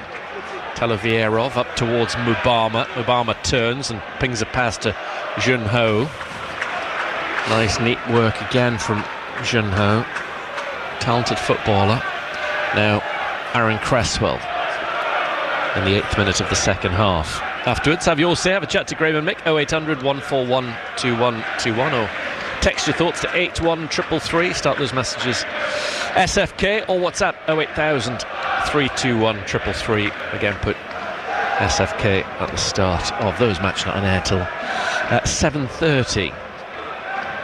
Talovierov back to Johansson. Johansson out to his left, and Wilmot looking forward, but it's nodded down by O'Shea to Eggerly on that far touchline. Comes in field, the Norwegian. Good run from him. He's gone square. Then he's given it to Taylor, who's next to the referee. Taylor plays it back out to the far side, and Furlong just south of the centre circle. Kipre is on the ball. He goes forward with a lovely flick from Philogene. That was a beauty to Davis, but his first touch was way too heavy. In goes Talovierov, and out goes the ball. Yeah, brilliant defending by Maxi. I'll use his first name, it's much easier. But that was super play by Town, it really was. They've sort of worked the ball from one side of the pitch to the other, and they carry a little bit of a threat. They started the half quite well, Town. 53.5 minutes played. Ipswich Town have a throw-in outside the Stoke area. Athon has it, battling for the ball between a couple of Stoke players. It's cleared away by them. Thomas goes forward to Mubama, but the idea was right, not the execution of the pass. It went too far in front of Mubama, and Walton can even dribble it back into his area. But rather than put glove on ball, he's quickly passed it out to Dara O'Shea. There is Jack Taylor in front of the back four, dragging the ball back a couple of times, draws in Junho. Then O'Shea gives it to Matusiwa. Controlled by Nunez. Nunez to Taylor. Taylor forward to Philogene. Davis is making a run. Davis has the ball inside the Stoke area. He hits it across the face of goal and out the far end. Philogene was caught late. He's still down, but the referee played the advantage, and understandably so. Davis is in a great position. Yeah, it was a terrific bit of play by Town, without question, and this pairing, Philogene and Davis, excellent. Philogene picks the ball up in a very inside position, which is unusual for him. Gives Leaf a lot of room down the outside to make his run. He made that run. The ball was good. He worked it into the penalty area. Then he just dragged his shot a little bit badly, really. He normally catches those so well. Wilmot, well inside his penalty area, clears the ball out to this right-hand side. Philogene wins the header, comes off the top of his head. It's a throw-in which Chamadou will take for Stoke City. Still 35 minutes of this game to go, live on BBC Radio Suffolk. Start the build up to the Leicester game on Saturday on the matchday preview with Graham between 6 and 7 on Friday, then full match commentary from the King Power Stadium between 2 and 6 on Saturday. Obama beaten by Kipre, balls out underneath us. Throw to Stoke, should be taken by Junior Chamadou. Qualifies to play his international football for Cameroon. He gets the ball back to Wilmot inside his half. Cresswell makes himself available square and gets it from Wilmot. Here he is again, the captain of Stoke, finding Sorba Thomas again, being well marshalled by Furlong. Thomas goes across field. Ooh, Cisse had the better of Davis. Then there's a tangle of feet. Cisse goes down easily. Yeah, he never touched play him. On. Never touched him. Davis trying to run away from Cisse. Cisse clambers into him. It's a really clumsy challenge from Cisse. Davis takes the free kick.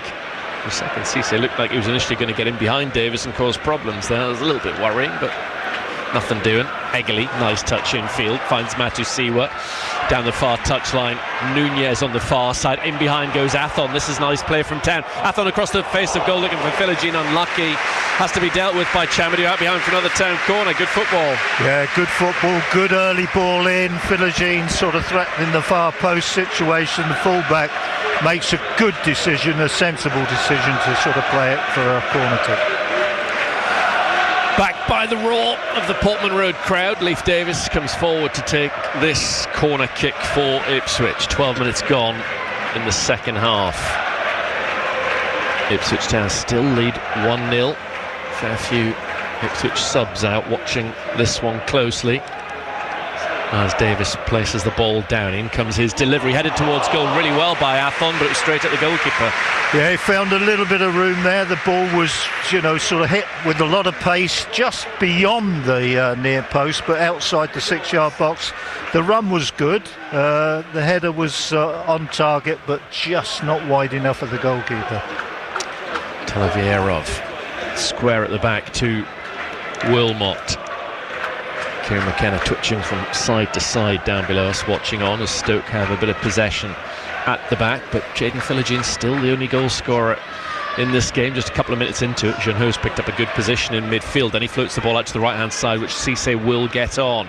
Up against Davis by the tunnel. Cisse comes in field, pulls it back to Chamadou. It's behind Chamadou.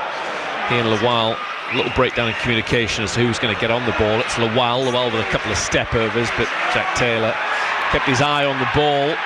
Stoke win it back through Chamadou. Intercepted then by Taylor. Good work again in midfield by Jack Taylor. Become an integral part of the Ipswich Town team of late, the number 14. Made the most of his opportunity. Kipre square to O'Shea. Furlong down the far touchline. Taken away from Nunez by Nzonzi. Sorba Thomas. Challenged by Nunez. Ball goes out of play for a throw to the Stoke wide man. As Thomas goes back to Wilmot. Of course, Stoke, one of the original long throw specialists under Tony Pulis, when it was Rory Delap was the main man at the highest level. Don't seem to have a long throwing specialist in the current team. Athol kept the ball in well, terrific play, then he scampers away from Talovierov, gives it to Nunez, who controls it into the box to Egley. Town looking for a second goal in this game. Egley into the middle off his right boot, tries to cross it, blocked off by Stoke, and Thomas, when things look promising for Ipswich, given away by Thomas, straight to Dara O'Shea. On the right hand side, Egley coming in field, back to Matusiwa, who helps it on its way to Taylor. Taylor has a go, blocked off by Lawal. He's gone down, hitting a tender area, and the referee has stopped play. Yeah, he's been a little bit kind. I know that's a painful area to be hit in, but you know, the Town had good possession, good numbers in the Stoke half. I think you've got to let, you know, the team in possession just to have a little bit of an advantage. We should have done. Yeah, I agree. Stoke about to make a change. He's up on his haunches at the moment, Bosun Lawal. Bit of a let-off for them. No sign of any changes just yet from the Ipswich Town bench. Just past the hour mark here at Portman Road. Let's see who Stoke are bringing it on. Here comes the alteration for them. The number 18 is the player going up, Bosun Lawal, who's just been hit. And it's Tomasz Rigo, like for like. Midfielder coming on, or should I say a specialist midfielder. Lawal has been doing a job in there, but he's a centre-half by trade. Rigo started in midfield at the weekend for Stoke. First changes from the visitors' bench. Handshake from Mark Robbins and his assistant. Play about to resume here at Portman Road live on BBC Radio Suffolk. An unchallenged drop ball will go the way of Ipswich Town. Darnell Furlong passes it square to Sindrawalla Egley. O'Shea to Matusiwa under pressure, controlled the ball. Forward towards Nunez, then one in the air by Furlong. Egley hits it up and across the field to Philogene. Philogene controls it. Davis is making a run in front of him. Philogene tries to find him down the line, blocked off by Chamedy, unlucky. Yeah, it's this pairing again. They just seem to know exactly what each other are doing. It's a good pairing. I was looking at when you mentioned Jack Taylor earlier on, I thought, yeah, that there's a few pairings beginning to come together. I think the centre halves are beginning to come together. Taylor, Matazuwa is beginning to come together. We know what Davis and Philogene can do. That's the best pairing. And also over on the other side, Furlong and Egley is looking pretty useful nowadays. So there's not a lot wrong with the team now. Maybe 10 and 9 needs sort of work to do. Saturday's team sheet will be interesting reading, no doubt. Bringing that just when we're on air after 2 o'clock on Saturday. Full match commentary of Town at Leicester to follow. Chamedy throws the ball down the line, headed on by Taylor. Then Matusiwa throws himself at it. Taylor again. Cleared by Chamedy up towards halfway, nodded into the deck by O'Shea. Hit forward by Rigo. Controlled well by Furlong. Now Egley trying to get away from Junho and Thomas. In the end has to go back to Matusiwa, who was holding a position behind him. 27 minutes still to play in this game. O'Shea up to the chest of Athol. The flag has stayed down. He's played it just behind Nunez. Nunez still manages to win the ball, but it's dug out by Stoke to Cisse into the middle. Good work from Matusiwa to find Philogene. Philogene shakes off the challenge of Cisse, and then referee's blown his whistle for a foul challenge on Philogene. Tried to let play go. Yeah, he did. He tried and tried. He was watching it really closely, and then when Philogene, he wasn't really comfortable with his balance, and as soon as it went wrong for him, that was it. He pulled the play back. Nunez is over this free kick, so too Davis. Next to no angle. It's on that line, imaginary line between the penalty spots and the centre spot. Around about 30 yards from goal. The referee's got the 5-man Stoke City wall. Now just 4 of them in the D off to our left.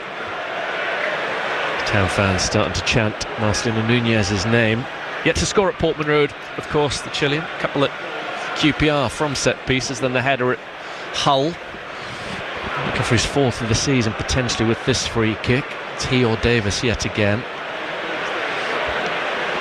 In the 65th minute at Portman Road, Town leads Stoke 1-0. Nunez and Davis over this free kick 30 yards out. It's going to be Nunez who hits it into the wall, comes back to him, blocked off by Junho. Thomas wants it, given by Junho straight to Matthew Siwa. Eggley dinks it into the box to Nunez. Nunez tries to knock it square. It's come off Wilmot, corner kick Ipswich. Yeah, I'm just looking at Nunez. He's mishit a large amount of free kicks. He is being a little bit lucky to be keeping the job. I look at Leif Davis there and I think, I do sort of think Philogene as well. Yeah, definitely. I think we can. Town fans are desperate for Nunez to be the greatest player of all time, I'm convinced. They absolutely love him for obvious reasons, but yeah, I agree with you. 66 gone, corner kick for Town, in from Leif Davis, punched away, double-fisted off his near post by Johansson. Town will get it back through Nunez, back to Davis once again, in comes a good-looking cross from him. No, caught stomach height by Johansson. Still just the one goal, that early goal from Philogene. The kick from Johansson, straight under the chest of Matthew Siwa. Philogene down the left as Stoke prepare to make a double change. Jack Taylor tries to roll it in behind for Athon, clearly onside inside the Stoke area. Needs support from Philogene. The number 11 has it, wide left outside the Stoke box. Gives it back to Athon inside the area. He goes down very easily. I can't believe people are asking for a penalty kick there. Cisse off of Philogene through to Stoke. I think we're just beginning to take charge of the game, to be quite honest. I'm now looking at this change for Stoke. I think they need to do something because they've just lost the plot a little bit. They've lost their direction. They've lost control of the game as well. They're 1-0 down. They really are sort of pushed into a corner now to make changes. And they're attacking changes. Mubama goes off, replaced by Gallagher, like for like, and Cisse, I wondered when he was going to be going off. Had a very quiet game. Milion Manouf is coming on, a right-sided winger, Dutch under-21 international, played against England actually in the semi-finals of the Euros last summer. He's had a good season, Manouf, as well. 5 goals. He's a far better season than Cisse, maybe just rested for this one, but he could be a danger to Ipswich Town, the number 42. One of their strengths has been in wide areas with him and Thomas so far this season. He's going to get the final quarter of the game. Loose from Davis and Zonzi up to Thomas. Gallagher, who was linked to Ipswich Town and his time at Blackburn, played alongside Sam Smodics there. He's on the field now up top. Big target man. Yeah, disappointed with their number 9, Mubama. I think he's had a poor game. Yeah, he hasn't done much at all. Him and Cisse, understandably, withdrawn. Still no changes from the Ipswich Town bench into the final quarter. It's a throw to Aaron Cresswell. He's not seen as much of the ball in the second half. Back header on from Nzonzi. He's blocked off by Matthew Siwa. Cresswell nods it back to the centre circle. Chested down by Junho. Half-volleyed forward by Nzonzi. Athon goes for the ball, but it's Rigo who wins it. Slovakian midfielder. Just kept in play by Thomas. Just a messy little bit of play over on the far side at the moment. Eventually the ball's out for a throw to Stoke. Yeah, the game has not been so good. I mean, Town are probably in charge of the game now. I think what's probably happened is Stoke have just lost themselves a little bit. Sort of all that possession in the first half probably has taken its toll a little bit, and maybe they haven't got the concentration to do it over a large period of time. Could be 2 terrific wins this for Ipswich Town if they can see this one out. Only the top 2 have lost fewer games than Ipswich so far this season. They're leading this one by 1-0. Obviously looking for back-to-back clean sheets as well off the back of the weekend. Taylor. It's the ball to Furlong. Furlong left-footed. Just too much on it for Matthew Siwa. Here is Manhoef just on as a substitute. Thomas is making a run. Awful ball from Manhoef. Straight to Walton. But that was a real threat. Well, it should have been a real threat from Stoke. He only needed to play the ball just a couple of yards in front of the runner, but just woefully hit it. Matthew Siwa out to Furlong. Down the line to Eggley. tries to roll his man. Stoke win it. Manhoof in front of him, Bae Jun-ho inside the area. Manhoof into the centre. Oh, Gallagher missed it. Couldn't get his feet sorted out. Had he made contact, he would have surely scored because there was no one near him and he was only 5 yards out. Yeah, best chance of the game. It was, wasn't it? Let off for Ipswich Town. That might spark them. Davis to Philogene. Lovely ball. Good link-up play again between those two. Philogene trying to get a little ball into the box to Athon. Intercepted by Chamadou. Brought away by Rigo, the first substitute in his first season in English football. Here is Manhoof, the Dutchman, taking on Leif Davis, getting the better of him, but then awful final connection, knocking the ball into the lower tier of Sir Alf Ramsey's stand. Yeah, he showed good pace off the mark to actually get away from Leif Davis. He got a good yard on Leif Davis and then sort of very poorly sort of hit it behind for a goal kick. 27,008 the attendance as Walton has the ball on the edge of his 6-yard area, plays it to O'Shea into the final 20 minutes of this championship match. Furlong goes back to O'Shea, drops a shoulder, tries to get away from Bae Jun-ho, who gets it down the line to Egerly, flicks it up and on to Nunez, but Rigo's on it for Stoke now in Zonzi. Heading practice really for O'Shea, and it's out. The town crowd trying to lift the boys in blue.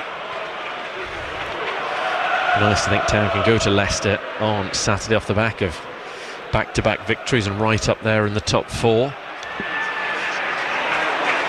Nunez battling for the ball far side, can't do anything with it though. It's high up in the air. Town still 4th in the live table. Chamadou controls the ball back to Johansson and isn't being closed down by Town players, just conserving their energy. Goes out to Talovierov. Back with Johansson in front of the north stand. Nzonzi offers himself up in the D. Talovierov down the line to Chamadou. Infield to Manhoof. Well cut out by Davis. Then he finds Egerly. Can Ipswich Town get a second goal in this game? Take a great stride towards victory. Davis finds Taylor. Thankfully that knock that he limped off with in the first half hasn't held him back at all, Jack Taylor. Davis to Philogene. Philogene back with Leif Davis. Infield to Matu Siwa.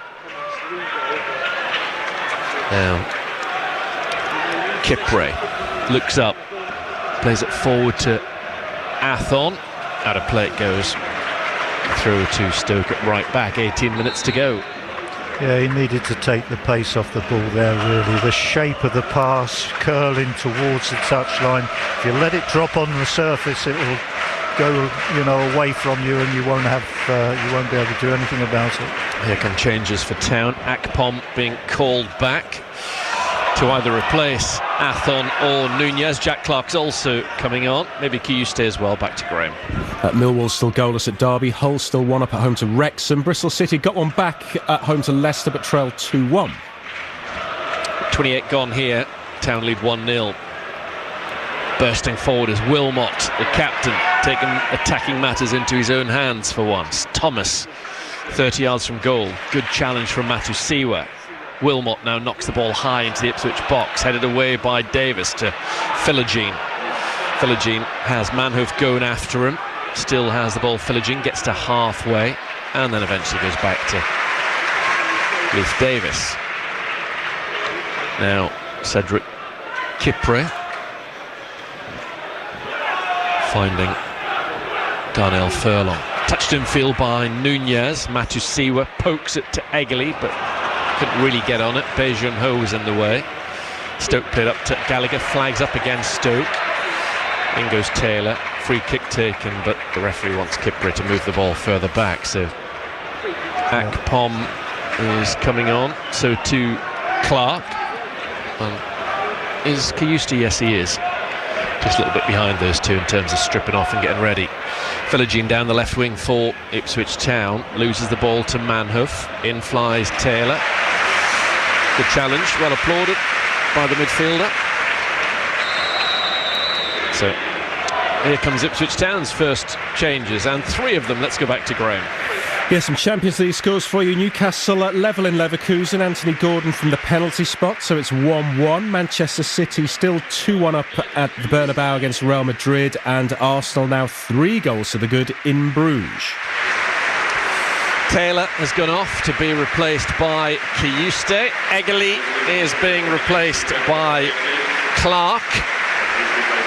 And let's see who Akpom is coming on for. It's going to be one or the other. I think it's going to be Athon rather than Nunez. Yes, it is. So Akpom will come on and play up top in the absence now of Ivan Athon. So still a strong looking side out there for Ipswich Town. Play about to get back underway with a Chamadou throw-in. So earlier on today, that 25 years ago today, Ipswich Town were winning 1-0 at Anfield, a terrific Marcus Stewart goal. It's about to make a lot of people feel rather old, quarter of a century ago that now. That ball up to halfway, Sorba Thomas controls it, holds off Furlong, tries to get away from his marker. Furlong's done a good job on Thomas. Yeah, he has. Really good. Really good job. Final 15 minutes here. Kieran McKenna puffs out his cheek, still walking around inside his technical area at the moment, getting the better of Mark Robbins. Chamadou up against Philogene, goes back to Talavierov. Akpom closes down Johansson. Another one who hasn't scored here, Chuba Akpom, just yet. Clark. He's got 1 goal and a couple of assists in his last 3 games against Stoke. O'Shea inside the Ipswich Town half. Town keeping a hold of the ball. Furlong tries to put it in behind for Nunez. Cleared away by Wilmot, could have gone anywhere. He's got lucky, went to Rigo. Given away by Rigo. Clark's on it for Ipswich Town. He tried to almost pass to the referee there. Manhoof steps in for Stoke. Thomas up to halfway, but then he backheels it to Cresswell in behind him. 13.5 minutes to go in this championship match. Town at the moment successfully backing up the Coventry win. There is Johansson out to Nzonzi, who gives it to Talavierov, down the line to Junior Chamadou, infield to Manhoof. Gallagher wants it, no way he's going to get it there though. Straight at Dara O'Shea, who held a good position. Furlong back to Walton. Walton controls it, and good as you like finds Kipbrake. Kipbrake in stride out of the Ipswich Town penalty area. Yeah, terrific play by Dara O'Shea. A great sort of interception that was. Great defending. Jens Kiyuste, very much third choice in that area of the field now, the Swede. Akpom controls the ball but loses out to Nzonzi. Felt he was shoved from behind. The referee disagreed. Chance for Akpom to play as the number 9. Given away by Nzonzi. Philogene's on it, up to the halfway line for Ipswich Town. Lovely ball in behind. Is the flag going to go up? Yes, it is. Akpom just mistimed his run. Philogene's hobbling. Such a good player, so talented, Philogene. He's had a good, very, very good season for Ipswich Town. Of course, his first full season. Hasn't been here a year yet, Jayden Philogene. It's going to be interesting to see what Business Town do next month. Rigo back to Wilmot. Now Talavierov. Stoke staring down the barrel of back-to-back defeats at the moment. Matusiwa nods the ball to Philogene. It would be a 5th loss in 6 as well for Stoke.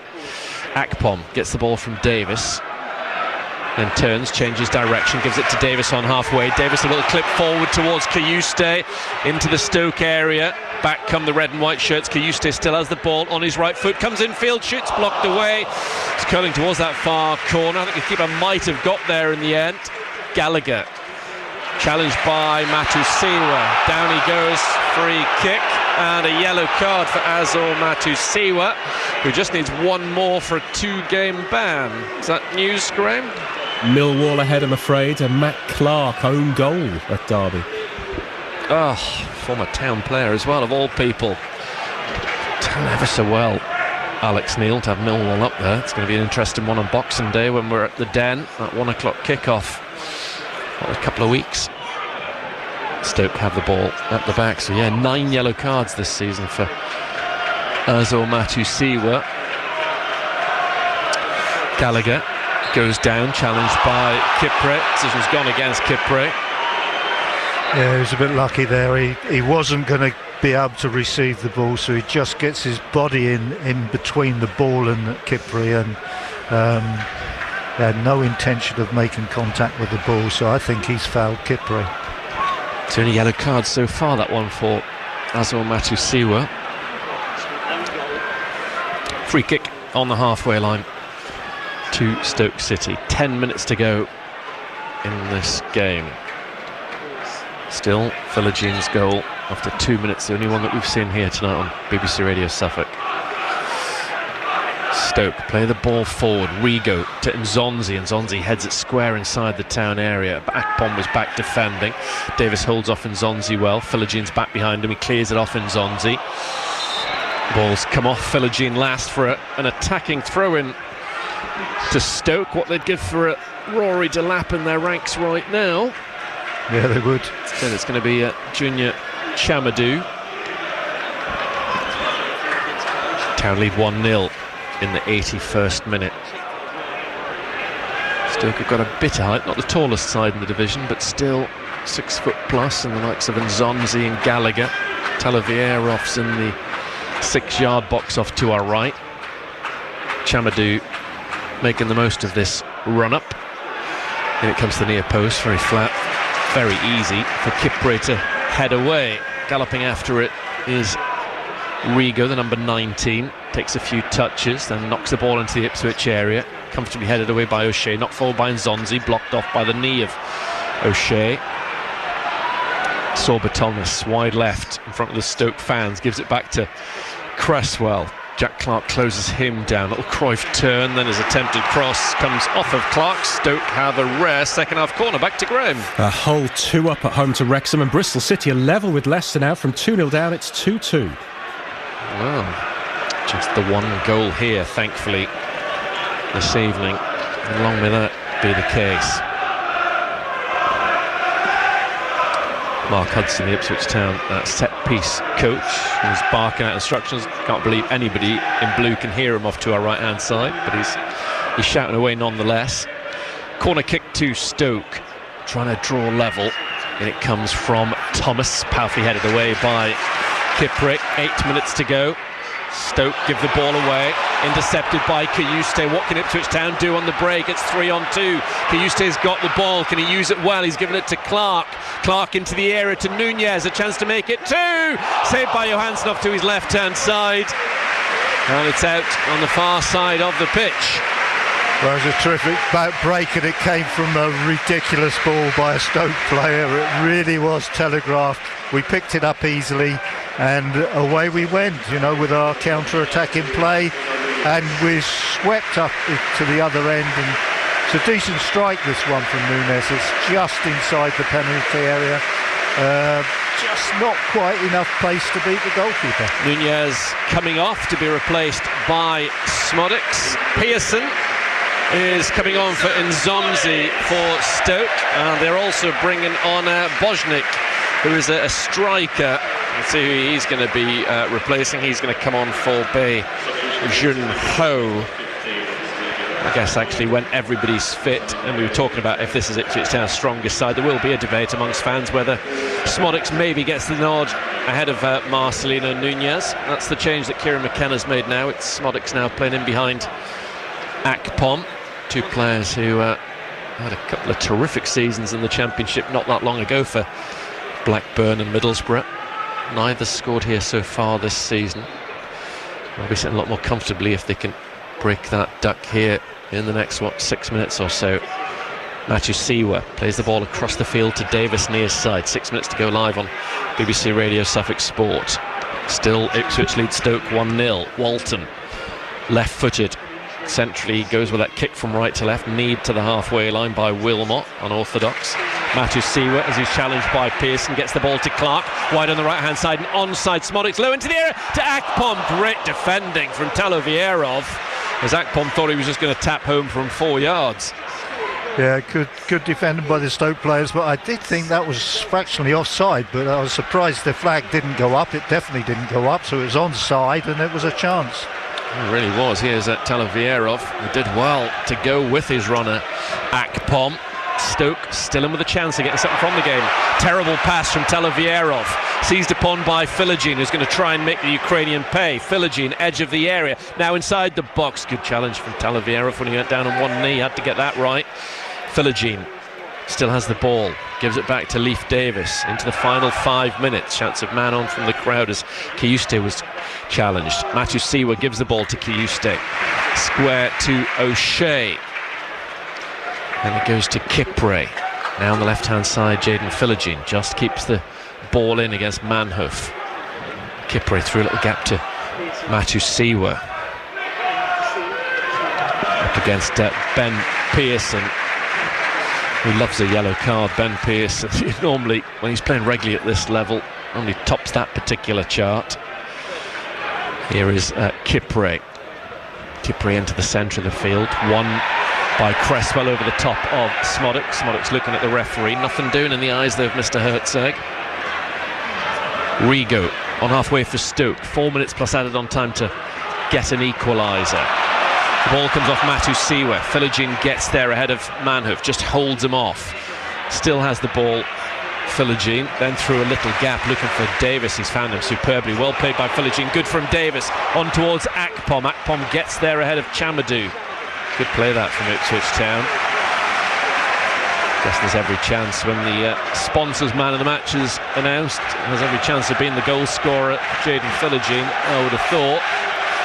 Furlong over the top down the far side towards Clark. Clark heads the ball against Wilmot. He's won it back though. Clark coming in field, edge of the area, goes square to Filogene.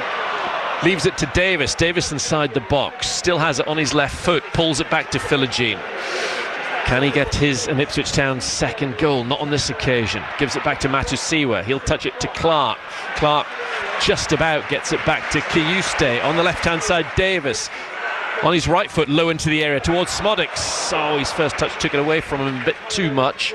Cleared not very far by Stoke. Now Stoke get on the ball as Davis takes a tumble. Manhoof over the top of Gallagher. Town having a lot of possession inside the Stoke half of the field, which is no bad thing. Here is Kipre in the centre circle. He signals to his teammates to calm things down. Filogene then picks out Kipre. And the ball is back with Walton in the 88th minute of this championship match, live on BBC Radio Suffolk. Afterwards, 0800 141 2121 to have your say, or text 81333. Start those messages SFK. Put SFK at the start of your WhatsApps to 08000 321 333. Davis fouled by Bojanic. His first piece of the action. Takes a piece of the Ipswich Town left back. Not sure about that one. I think we just got ourselves in a little bit of trouble there. Good atmosphere inside Portman Road as Ben Pearson goes into the face of the referee, pointing at him. I don't think he's touched the ball yet, and he could be talking himself into a yellow card. Ben, such a short fuse, such a combative play. He's a good footballer, but a very good, largely championship career, the one-time Manchester United man. But boy, numerous referees written his name in their pads down the years. Long free kick towards Smodic. Smodic's tried to take it on his thigh. He still has it inside the Stoke area. It gets his shot away, but blocked off by Wilmot. Chamadou keeps the ball in play and belts it up towards Gallagher. Gallagher got the flick on header, but only to Darnell Furlong. Nobody in red and white had caught up with play quickly enough. 90 seconds of normal time to go.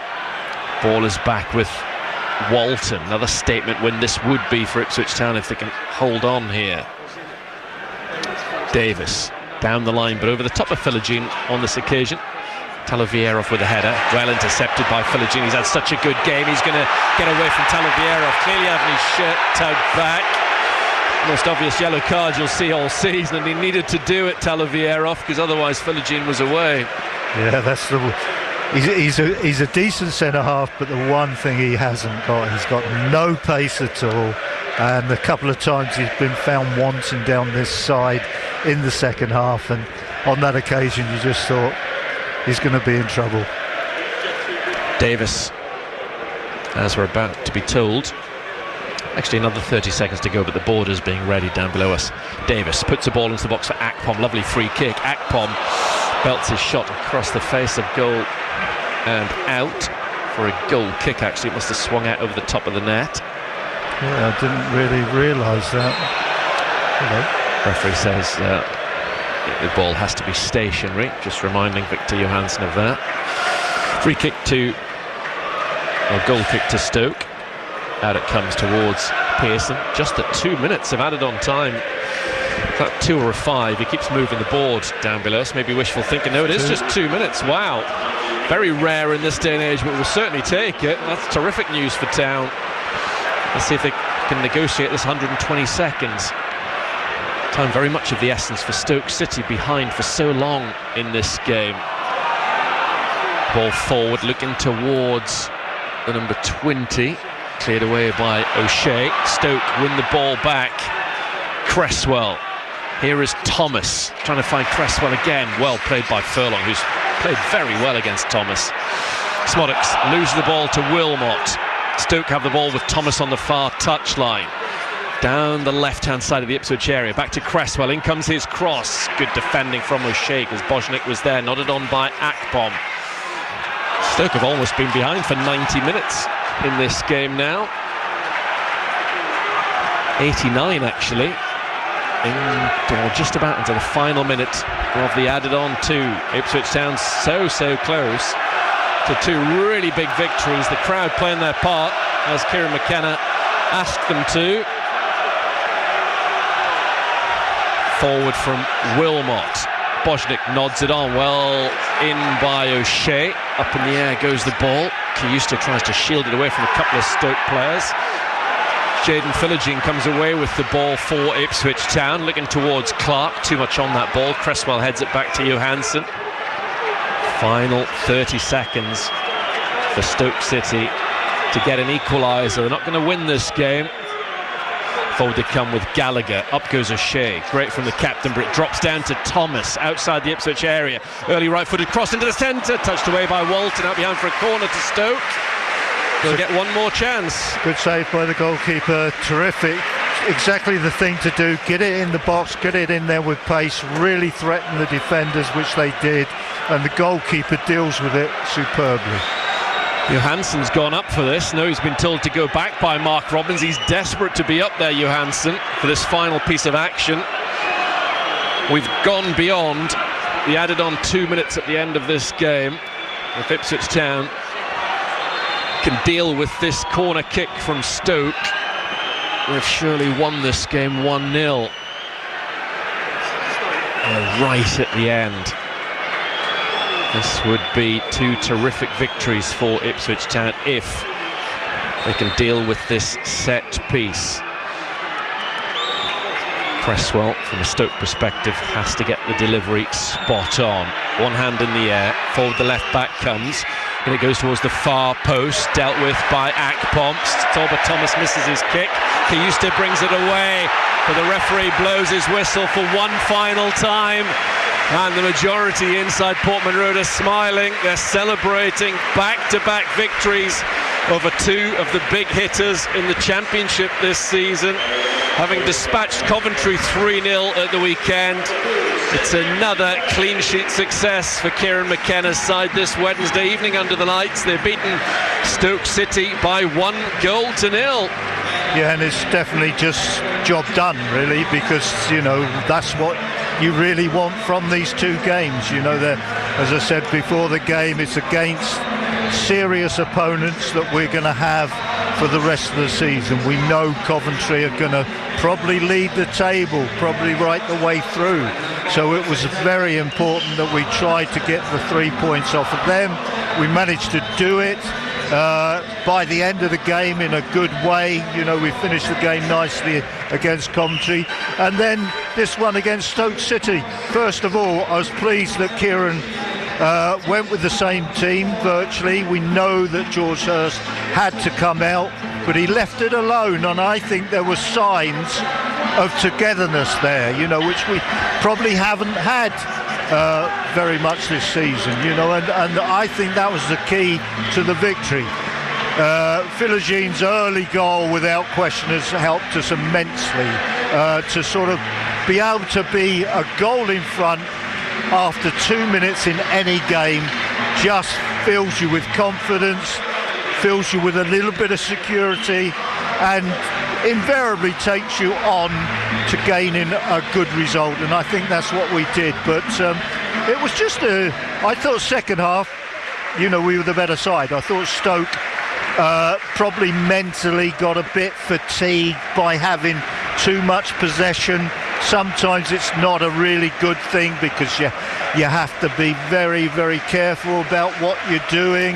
And, they came out second half and they probably tried to play the same way. They probably tried to still be in charge of the match, but I didn't feel they were in the second half. I thought we were in charge of the game in the second half. If there was going to be a chance created, I know Stoke had the one. People will say, have you forgotten the one that Stoke had? They had an excellent chance where they should have actually scored. But we had, 3, 4, 5 little goal-mouth situations, which could have won the game for us, So I sat fairly comfortable in the second half. I didn't sit very comfortable in the first half because I thought Stoke looked a good side and very good at what they do, and that's a possession game. So my conclusion now is that we're becoming a team, which is the most important thing, and I think this is Kieran's first choice. He will not tell you that, but I will. Stoke City have impressed me tonight. I didn't really know anything about them. They've been in the top 6 all season, and they're obviously there because they are decent. So I can see Stoke City having a say in what happens towards the end of the season. I certainly think we are going to be there now because I just can see little things happening. I think the centre halves are coming together. I think down the right-hand side, that's been improving ever since around the Queen's Park Rangers away day. That was the first time I thought, hello, we're becoming to have a bit of strength down our right-hand side. So Furlong, Eggerly for me is coming together. The best pairing, obviously, from day one has been Davis and Philogène. They are continuing to improve, and they never disappoint. They always produce a decent match, the pair of them. I think Matazua and Taylor, that's coming together nicely, and I think Taylor is in charge of the position next to Matazua now.